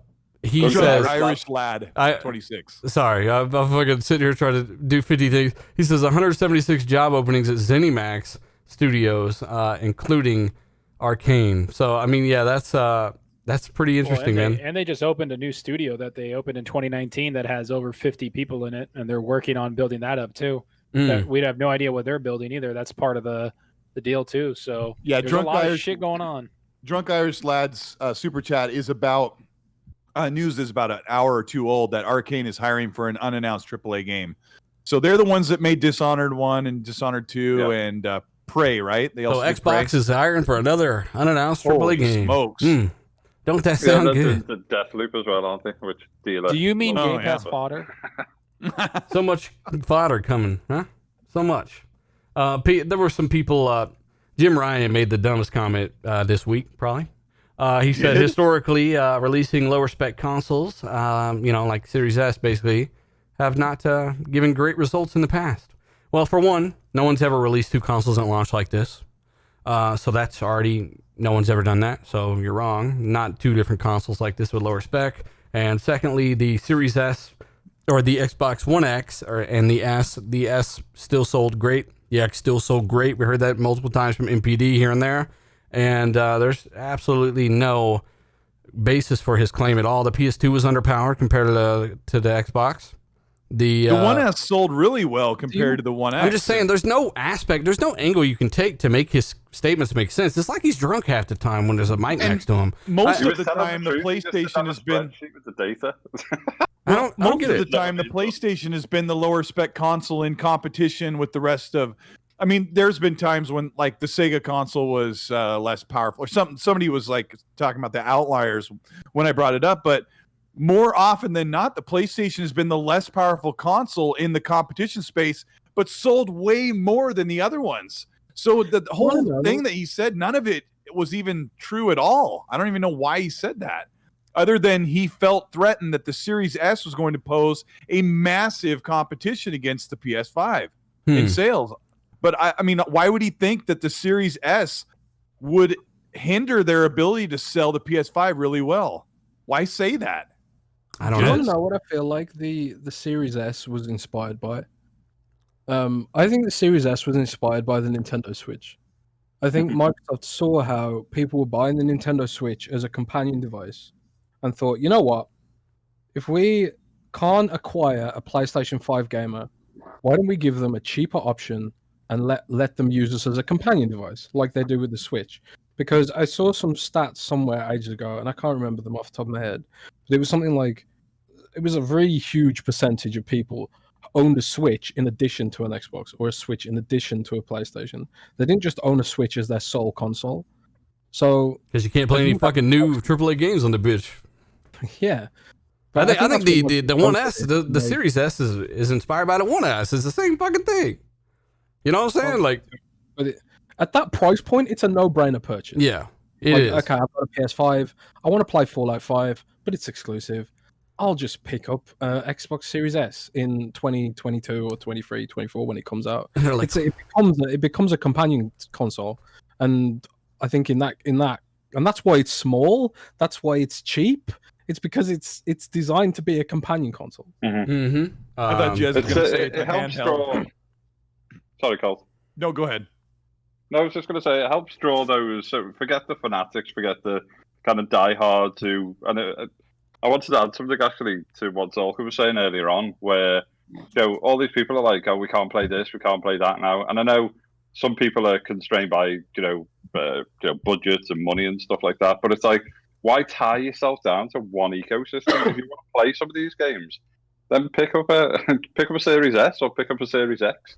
Yeah. Don't just blindly sit there and go, I can't play these now, when you can go to the shop and you can buy a console or you can play some of those games on that stuff. So that argument just absolutely pisses me off. Chris, there's a reason they announced the ZeniMax thing a day before the damn pre-orders. Yeah, they're like, hey, for everyone that can only afford one system, you're going to want to play all these big fucking games, right? Like, I bet you this pushed a lot of people to say, okay, this pushed me. Halo wasn't there, but you know what? Like, I feel a little bit more vindicated with all this stuff. Yeah, but I think Jez is spot on. I think that Series S is for it's people with lower budgets and not necessarily got the tech to make use of it in terms of like latest TVs and stuff. But it's for those PlayStation centric gamers who are not diehard fanatics. They're more neutral gamers who will turn around. I've got loads of mates who are PS centric. They play COD on it. They play all the usual games across PlayStation. I've gone out and pre-ordered Series S's because it's allowed them to kind of get in without spending another $500. So they've pre-ordered the PS5s to stay on that ecosystem, but they've gone Series S, and they've basically allowed them to attach themselves to Xbox's ecosystem. And it's been a genius stroke by Microsoft to just go, right, we'll cover people who haven't got big budgets. And actually, do you know what? As Jez said, you will have a companion app and it'll be on our platform. Listen, I just think that if you play. Yeah, I agree. I think that Jez and everyone here really kind of outlined why. Listen, at the end of the day, everyone was making fun of Xbox for having no games. There were countless articles. There were guys that were throwing shots at it, and on the same token, there were guys like saying it's great that that Sony has these year exclusives. Everything got thrown on its head, but the bottom line is that Xbox needs to take some of the share that they lost in this Gen 8. They need to get some people back, and this is the way you do it. At the end of the day, if you can't see that, and if Microsoft can't see that, they think that they're just going to put it on Game Pass, and that's going to change, move the needle. It's not. You have to make people want to buy into your ecosystem, whether it's xCloud, Xbox, or a Windows PC, on whatever, on Windows Store, even Steam. At the end of the day, you have a big enough, like Jez said it, these are established. When Fallout 5 comes out or Elder Scrolls 6 comes out, you're just going to have somebody say, F it, I'm going to get a Series S to play these games. End of the story. And that's, that's what they need to happen. And there's no reason for Xbox to, anyone in the Xbox community to feel bad. We've been hearing this for 4 years. People making fun of Phil. People making fun of everyone. At the end of the day, you know, Alana Pierce saying that she hopes, and I'm a big fan of her, but she hopes that they don't have full exclusivity because these franchises are beloved. Well, guess what? Spider-Man's beloved too, but I can't have it in Marvel. But Spider-Man's more popular than any IP that Microsoft just acquired. Exactly, and the bottom line is my choice is to only get a PlayStation. So it's the same thing. At the end of the day, haven't you guys been saying Xbox needs to give me a reason to buy the Xbox? Like they've been saying that for like 5 years. There you go. And then they just bought some of the biggest studios. Careful what you wish for, Timmy. Because they gave you a reason or 5 or 10. I wish for 4,000. I got 5,000 on RDX. Well, it's also like that narrative is just it is really annoying because even a couple weeks ago or last week, some of the biggest podcasts in the world were saying that you don't need to buy a Xbox Series X, but you need to buy a PS5 to play Spider-Man. Well, you're fucking wrong about that. And then they talk about like all this other stuff about Xbox doesn't have games that you need to buy it. They haven't sold me that console. What else do they need to do? Like honestly, like I'm just sitting here thinking, like, what else do they need to do? They just bought one of the biggest publishers in the world and developers in the world that make some of the biggest games in the world. Now, what are those guys saying about Bethesda? And they're single. That's it. And what are those guys saying about Bethesda's games now, Zucker? As they move the goalposts. Some of them are saying that it'll fit right in because they make broken games just like Xbox. That's a good one. That's a good one. You got to give props for that one. It's pretty funny. It got me, but still, like F off. Like the game's amazing. All these Bethesda games it'll fit right in because I'm still hating like a bitch. Basically, is what they should have said. So at the end of the day, like people got. That's why I doubled down on Tencent or somebody else would have bought these guys, and Microsoft saw that, and they're not letting this stuff go. They're not letting this stuff go to Tencent, Google, Amazon, or anyone else. Sony weren't even in the picture. They had to take out like 10 payday loans from Sun Loan. They couldn't do that shit. So at the end, Microsoft jumped in on that shit and said, you know what? This is worth it. And it's going to pay dividends in the future. It's going to bring so many people in. And really, it's good to get this vibe. This is why we always ask for better from Microsoft, have for years, because we like this feeling. I know you guys in the chat like this feeling. So again, like this is big and it can't be stated enough. That this means that their whole roadmap, which, shout out to Enrique, they didn't have a roadmap, but I bet you they got one now, right? So, I mean, nobody's really said much about release dates on games or anything. Nobody.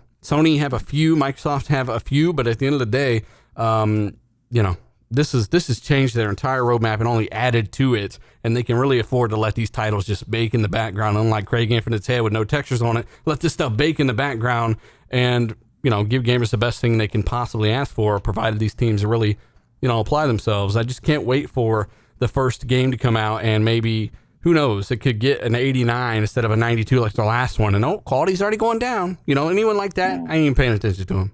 So, don't forget, Zorka, those people are the ones who were saying how great Skyrim on PS VR was, and Xbox couldn't play Skyrim in VR because we don't have a VR device. The narrative just changes to further their kind of story or the hatred for stuff when something positive happens from a different platform. Yeah, certainly. It's crazy watching like journalists and YouTubers try and mentally gymnast themselves out of being hypocritical for attacking for attacking Microsoft for the same thing they were praising Sony for before and stuff like that. It gives you a headache to try and deconstruct some of the arguments that these people are putting forth. But the thing is, at the end of the day, it does suck that you won't be able to play your favorite exclusive on your favorite preferred platform, but I would argue that Microsoft is the one that's giving people more access than anyone else. Like, if Sony had bought Bethesda, they wouldn't have even put half of those games as PlayStation Now, because they don't even seem to want to support PlayStation Now like seriously. They put God of War in there for like a couple of months, which is just ridiculous, So like, these games have better access with Xbox than they would have done with Sony. So for me, that's a good thing. If someone has to buy them, might as well be the company that gives you the access to those games on your phone and stuff like that. But beyond that, they're giving you more options: PC, console, phone. You're right. I still cannot believe they did this. This is absolutely insane. It is insane. Honestly, I just can't believe that we're having this conversation. They actually did what we all thought they wouldn't do. That they didn't have the kahunas or whatever you want to say to do it. They just, it was crazy because we heard some stuff. That about Bethesda, but the Warner Brothers stuff is what changed everything. Like, you forgot about this, but I can't believe what happened. Yeah, me and a little insight of what we were doing. Me, Colt, and Rand were actually in a party the night before the announcement of ZeniMax, and just talking about like maybe they get one more AAA studio, and like everything. And then we went to bed and woke up to that news and literally just started texting each other like, "What the fuck?" Well, Rand was talking to Zocker and I that night. What was it? Was it Monday night or Sunday night? Sunday. I think it was Sunday night. Yeah, and he said, "I'm hearing there's something big tomorrow, so I'm going to be up early." I'm like, "What is it, Rand?" He's like, "I honestly don't know." I said, "Rand, cut the bull crap. Like, you've heard something. Tell me what it is. I'm not going to make a video. I'm not making a tweet. I'm going to bed after this." And because I don't ever out when something like that happens. And he goes, "I don't know." He goes, I think maybe they're going to announce the free-to-play paywall is going to go down." I go, "Well, that would be really good." And he goes, "Yeah, I mean, it could be. Maybe it's something small." And then, yeah, we went to bed, and I couldn't even believe it when I saw it. I looked at my phone. I'm like, wait, Bethesda's putting all their games on Game Pass? What is this? Like, that was like, there was no way I thought they bought ZeniMax. Yeah, here we are. Yo, Donnie, by the way, this is the panel walking around, arm swinging, Conor McGregor style. Filmic. Yeah, I mean, that's what is that? The billionaire walk or some shit? Yeah, I mean, it's crazy, man. So again, it's been about 2 hours. We got other topics we could go on, but it's been a crazy day, a crazy week, and again, let us know your thought. I'm tired of shit. Let us know your. I didn't even eaten today, actually. Let us know your thoughts. And again, guys, you guys rock. You make the show what it is. Over 5,000 tuning in live. Hit the like button, guys. 2,500 likes before the end of the show. We do appreciate it. And again, Aaron Greenberg, then. Yeah, say hi to Aaron in the chat, everybody. Aaron, we need you to join the show live one day, sir. Anything big happened this week? Aaron, you sly devil. Aaron, is there anything going on? I don't know.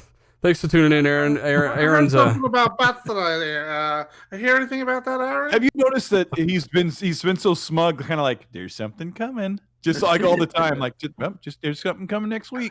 It's been absolutely crazy, and we're not done yet. That's what they kept saying. It's Wednesday, and we're not done. Yeah. So shout out to we had Aaron, Mike, and Larry Herb in the chat a couple weeks ago. Yep. I need Aaron to start pestering Phil for Evil Within 3, please. Oh my god, we love it. We love Xbox. Aaron, can you please challenge Randall Thor to play Animal Crossing? Thank you. Greenberg waiting for the invite. Yeah. Aaron, did you get your Series X pre-order in? Oh my god. All right, Aaron. Here's the deal. Mike Ybarra said that, and it just never happened. At least not yet. So I'm gonna hit you up on Twitter in a day or two. I'm gonna send you an invite. I'm gonna try to lock something down with you. And the fans don't forget. That's what I will say. So hopefully you can come on the show and have fun, and hopefully we can get you on here, man. It'd be great to have you on here, get your insight, get some of the insight from this whole acquisition, and that would be fantastic to have you on the show, brother. So again, I'll hit you up in a DM in a day or two, and we'll try to get that locked down. So again, Aaron said he'll come on here, wait for the invite. That's going to be awesome. We got to end the show because I got to get off here, take care of some things. And I want to read some of these super chats out because I've got to try to get to some of them at least. Go through them all. Say what? Go through them all. It's whatever. I'm here. Yeah, it's a lot, man. It's a lot. Cedric says the Series X was sold out everywhere. He looked forward. He was able to get his Series S. I think I already read that one, actually. My bad. RDX Devin, Series X is $30 cheaper than PS5 in Canada. Shout out to you, buddy. We've also got Eric, the Red. He says, he honestly felt like Microsoft and Sony are going to be neck and neck this generation. Although, I don't know, man, it's pretty crazy what Microsoft have done recently. It's hard to imagine. Hey, don't add to the super chats while I'm reading them. Come on, guys. Friendly Blue Shell. He says for Rand playing Animal Crossing. Shout out to you. And then we've got, yeah, I mean, this generation, man, is going to be crazy. What Microsoft just did is insane.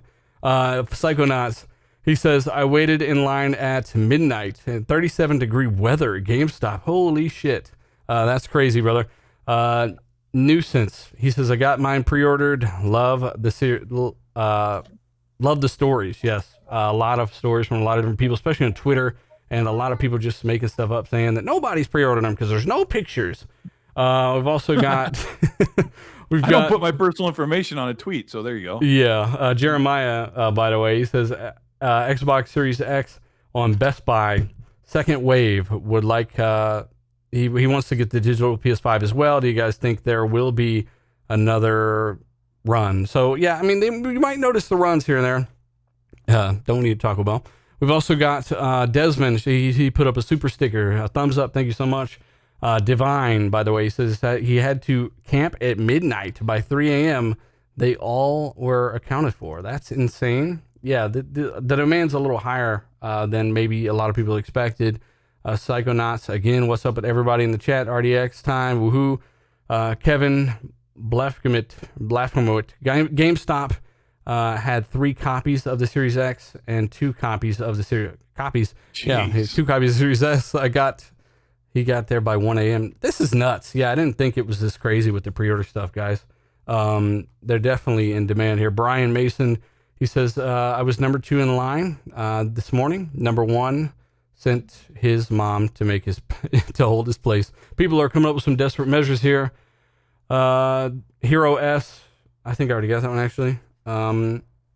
We've got Ryan Thomas, who says he got 2 Series S and 1 Series X. Had 2 phones. Colt did that as well. He had like every single member of his household with a phone in their hands. Child labor laws. Yeah. Michael Miner, he said, oh my God. Yeah, this is so many. This is insane. I can't read all these guys. I'm only at the 7:35 mark. 7 p.m. 35-minute mark. So this is crazy. I'm just going to go through and kind of pick some out here and there. Aaron did say something earlier about the pre-orders that they've got more. Let's see if I can find it. Jay Horace says, love the show. I went to GameStop at 9, but there was already a line. Yeah, that's crazy. Shout out to the $20 super chat there. Gods Geeks, shout out to them. $20 super chat says, hey guys, just wanted you guys to know you're freaking awesome, and big thanks to Colt for the giveaway. Apparently did a giveaway. Got another one to do tonight. Aaron said mostly wanted to thank everyone for pre-ordering. For anyone who did not get one, we are working hard to get more for launch. Ooh, so there you go. Right from Aaron Greenberg in the chat. They are trying to get another wave ready to go there. Friendly Blue Shell again earlier for Rant. Oh, hang on. I guess that skipped down some. All right. Mariano says, but that SSD, guys explain the PS5 games are coming to the PS4. Why can't my PS4 controller play on my PS5 except for the back and pat? Again, there's no technical reason that we can think of that thing should not work on your PS5. Donnie already got that one. But let's do some outros, and maybe I'll catch a couple more of these after. Jez, man, thanks for stopping by, brother. Good to have you on the show. Maybe a full episode in the future, but tell people where they can find you and what have you been playing, brother. Oh man, thanks for having me on at short notice. I just saw you guys having a cool show, and I thought, you know what, I'm gonna. It's cool every week, Jez. Every single week, Jez. No, we talk on Twitter occasionally, man, and they can find you at Jez Corden, right? Yeah, at Jez Corden on Twitter, JZCORDEN. And also DM me ideas on how to get Rand to play Animal Crossing. I'm racking my brains trying to figure that one out right now. Yeah, I'm trying to get Rand to appear online on Xbox because he's good at me at that. Aaron Greenberg said that they're hearing back from retailers and that they've broke all kinds of records for traffic during the pre-order. They broke all the websites, Aaron. That's what happened. The websites crashed, but not as fast as Sony's did. No, I mean seriously, yeah, the demand's off the charts, and I think the hype and the vibe around the brand, just since Aaron's here, it's good, man. It's really good. Colt, what have you been playing, and where can people find you, man? Yeah, I wanted to add to what you just said. Like, it's the perfect storm. People are at home because of the pandemic. Gaming is becoming bigger and hotter than ever. Xbox just gave you 14 million reasons to come to the Xbox ecosystem or be ready for next gen. And yeah, and then you do this pre-order on a whole brand new console. It's like it was bound to just bust the internet in half. But I've been playing what have I been playing? I've been playing a bunch of Borderlands 3 actually. Now that they kind of patched it up, and just been enjoying that. And I just finished watching the Cobra Kai show. Holy crap, was that good. So yeah, you can find me at Twitter and Colt Eastwood at Colt Eastwood. And thanks for having me on. It was really, really fun. Don't follow him. He's a fraud. Yeah, follow Colt at Colt Eastwood. D-Batch, where can people find you, man, and what have you been playing? You can find me on YouTube at D-Batch, and of course at Twitter, D_Batch.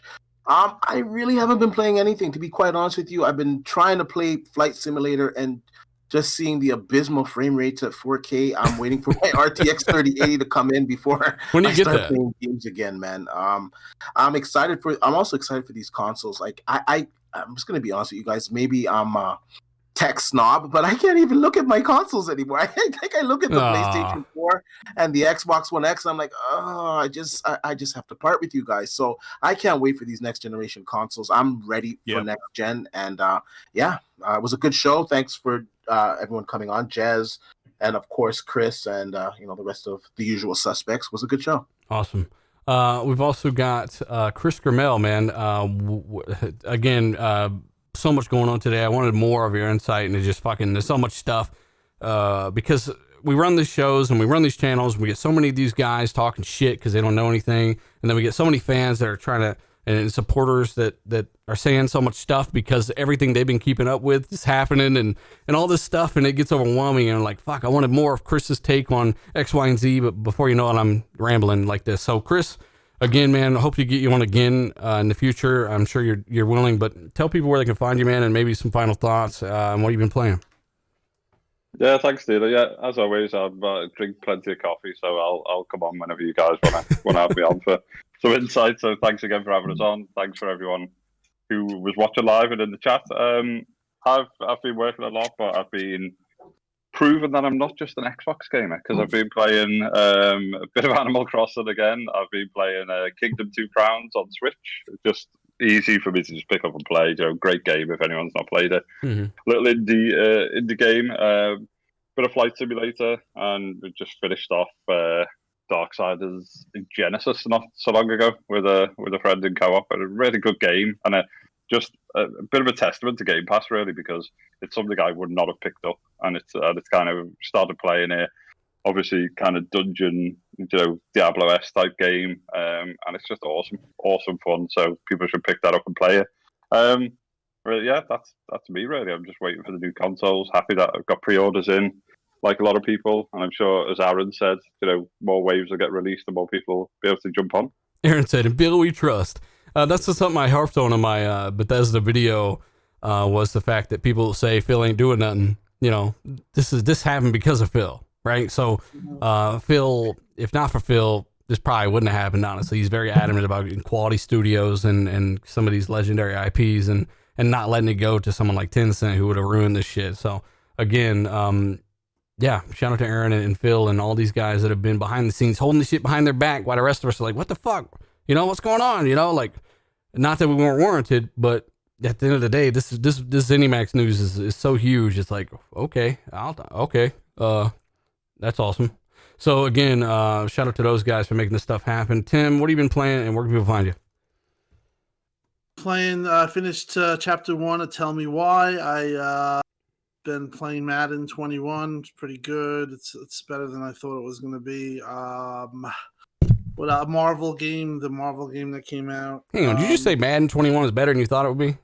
Well, I still, it's the same thing. I wouldn't recommend it, but it was like I had a couple fun. I was about to say you was shitting on this game hard a week or two No, ago. I wouldn't recommend buying it, but it wasn't as bad as.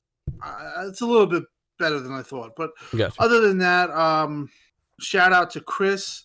You're awesome. Thank you for coming. Jez, awesome. Everyone on the panel. 5,000 people hitting this show. I mean, listen, we're doing better than shows like IGN and shows that have 10 million subscribers and 10 million subscribers. It's really, it says something about the show. These are numbers that I don't think that I would ever think a YouTube show could hit that's doing podcasts. And I've been on some popular ones, but to hit 5,000 is a huge accomplishment. And that's because of the fans and everyone and Dealer. Shout out to Dealer for all the work he puts in to make this all happen. Yeah, he's got 8. When he does the show, guys, Dealer's got 8 arms and 4 eyeballs. Like he's like going crazy making all this happen. Like I've been building this show since 2017, and Colt's the only original panel member that has stayed on the whole time. And we've been slowly but surely filling out that chemistry and making this shit work. And we've been grinding. And at the end of the day, a shout out to the 40 to 60 to sometimes 100,000 people that will watch this show after the fact. And that's the best thing about it. Only so many people can be up at one time. We do our show kind of late, so almost the entire UK audience can't make it. And we just appreciate everything you guys do and the how far you guys to push the show and made it what it is, one of the #1 Xbox podcasts of all time.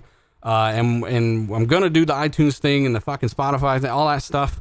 We'll have even more listeners then, but at the end of the day, just be patient there. I'm fucking not the best at that, but Tim, I get what you're saying, man. It's kind of craziness awesome. And Aaron, thank you for being an Xbox awesome with the community. I love you. We've been, friends for now 7 years, and just craziness how you guys bought 8 studios 2 days ago. So craziness, just all around, very happy. And you can find me on Twitter, xCloud TimDog. Love you all and have a good Tuesday night. Yes. And Zalker, you were on the floor there for a minute, but you're back. I am. Yeah, Rand pushed me off. That son of a. Oh, what have you been playing, buddy? You just hit 30,000. Good to see everyone on this panel grow and do good work. What have you been playing and where can people find you? I've been playing a lot, man. I've been playing Avengers. I played that for like 2 to 3 hours last night. I played Golfing with Friends on Game Pass with my buddies. That game is stupid competitively fun.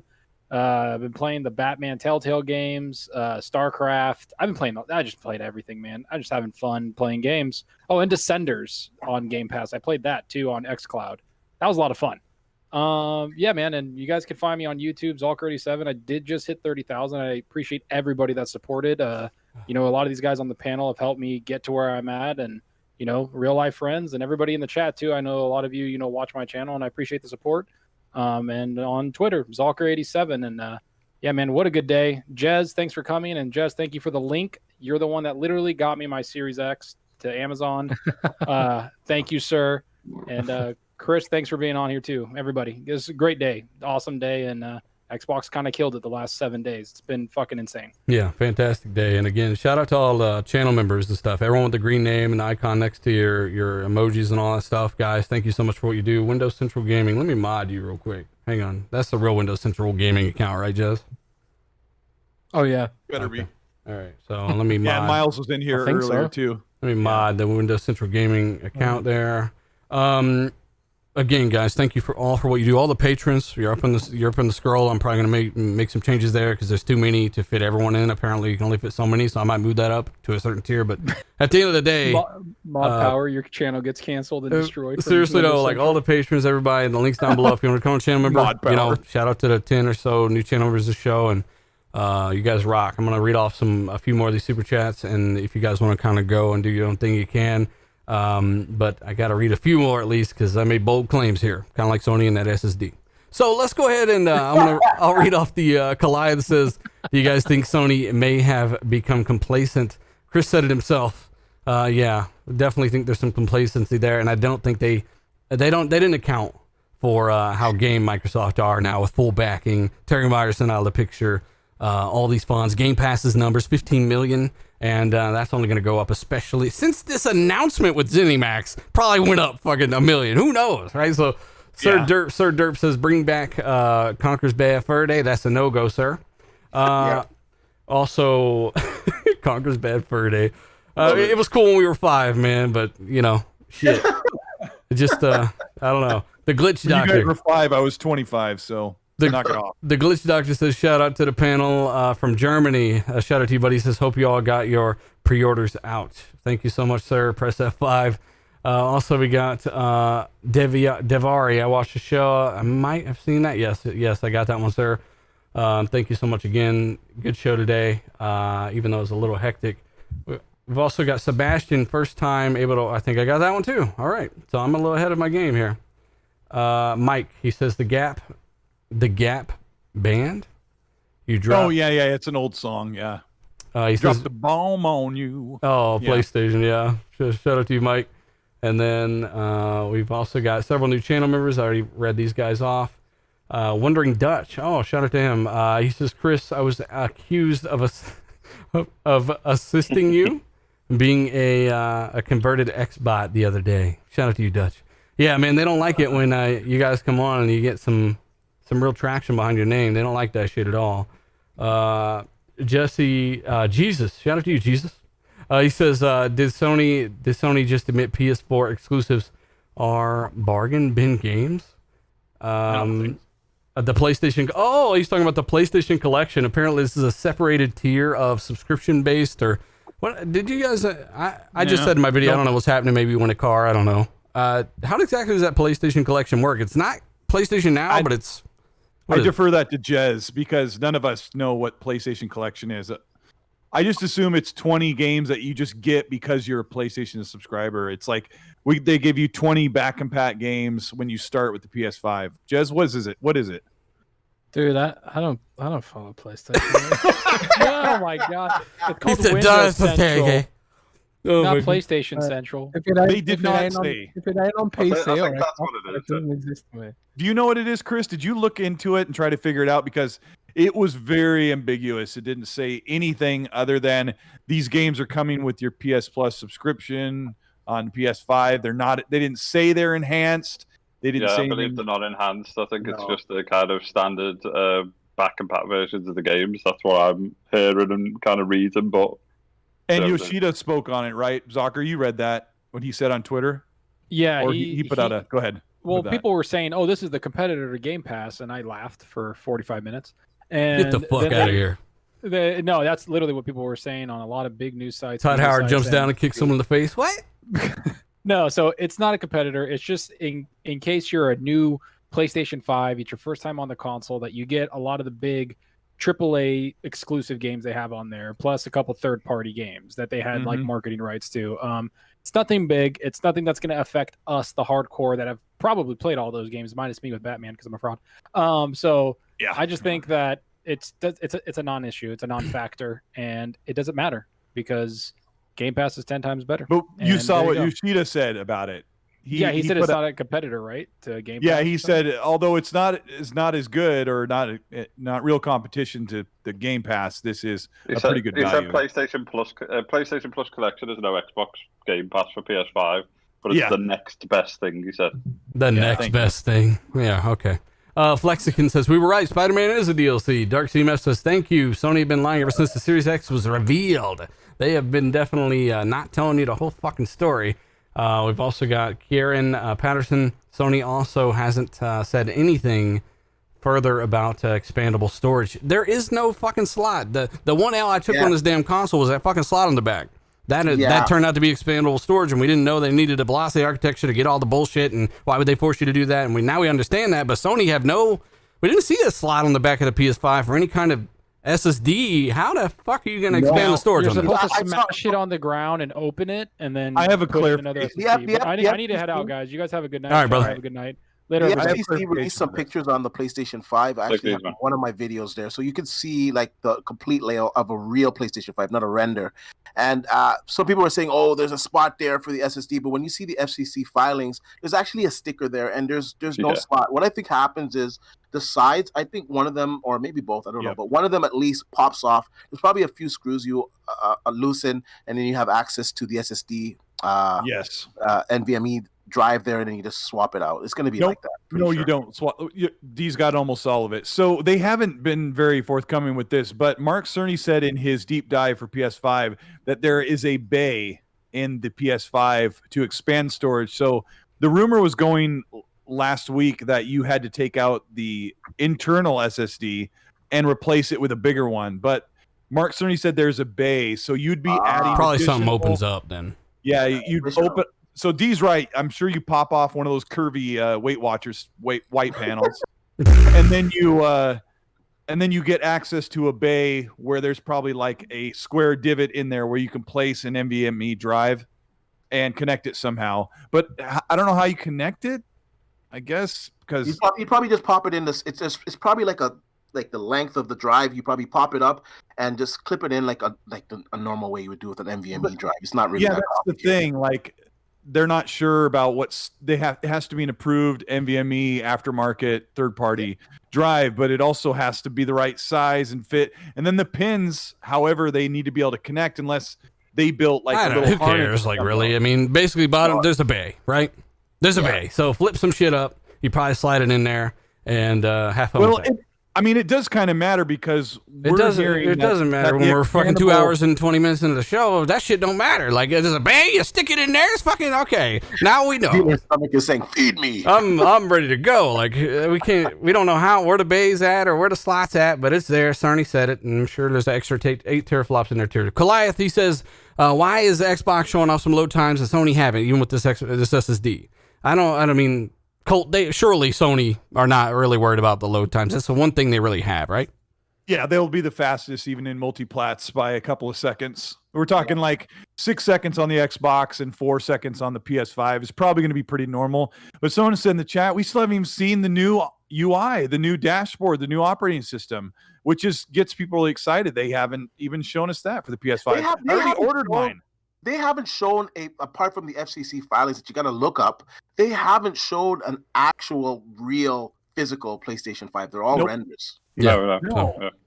Richard Mello Jr. By the way is the last one I'll read for now. He says, my friend, coworker, and I secured pre-orders 3 hours after they actually went up. You might have gotten into a second wave or something. We thank you guys for keeping us educated and informed. Thank you so much, sir. And again, thanks everyone who tuned in live. Made bold claims. No way I was getting through all the super chats. So I got through much more than usual. It still wasn't even a fraction. Thank you guys for doing what you do. Normal shows, maybe I'll get through them all, but this one was huge.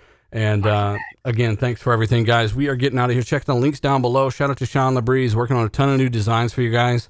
Actually, let me try this. I will pin that. Let's see if that actually works. That might have worked. Unpin merchandise. No idea what you're doing. Well, that's cool. What just happened? I didn't know you could do that. You just put like a little super message that I did actually. Yeah. So it's in the chat. Yeah. And I put this up here. Yeah. Last time I told you guys not to buy shit off this store because I'm updating it all. But I'm telling you this now because soon most of the stuff will be gone or changed. So if you want anything from there, then click that in the chat. It's pinned and you can go check out the merch stuff. That's the first time I've ever done that. It's pretty cool. And again, shout out to over 5,000 that watched live and everyone's still here. Everyone hit the like button. Thanks to all the phenomenal guests. And again, we are going to get out of here and go live normal human lives and eat stuff. So we'll talk to you guys next week on the show. I'll have a video out sometime between here and there, and we'll see you guys then. Thank you. See ya. Peace. Zuck was a fraud. I got my Series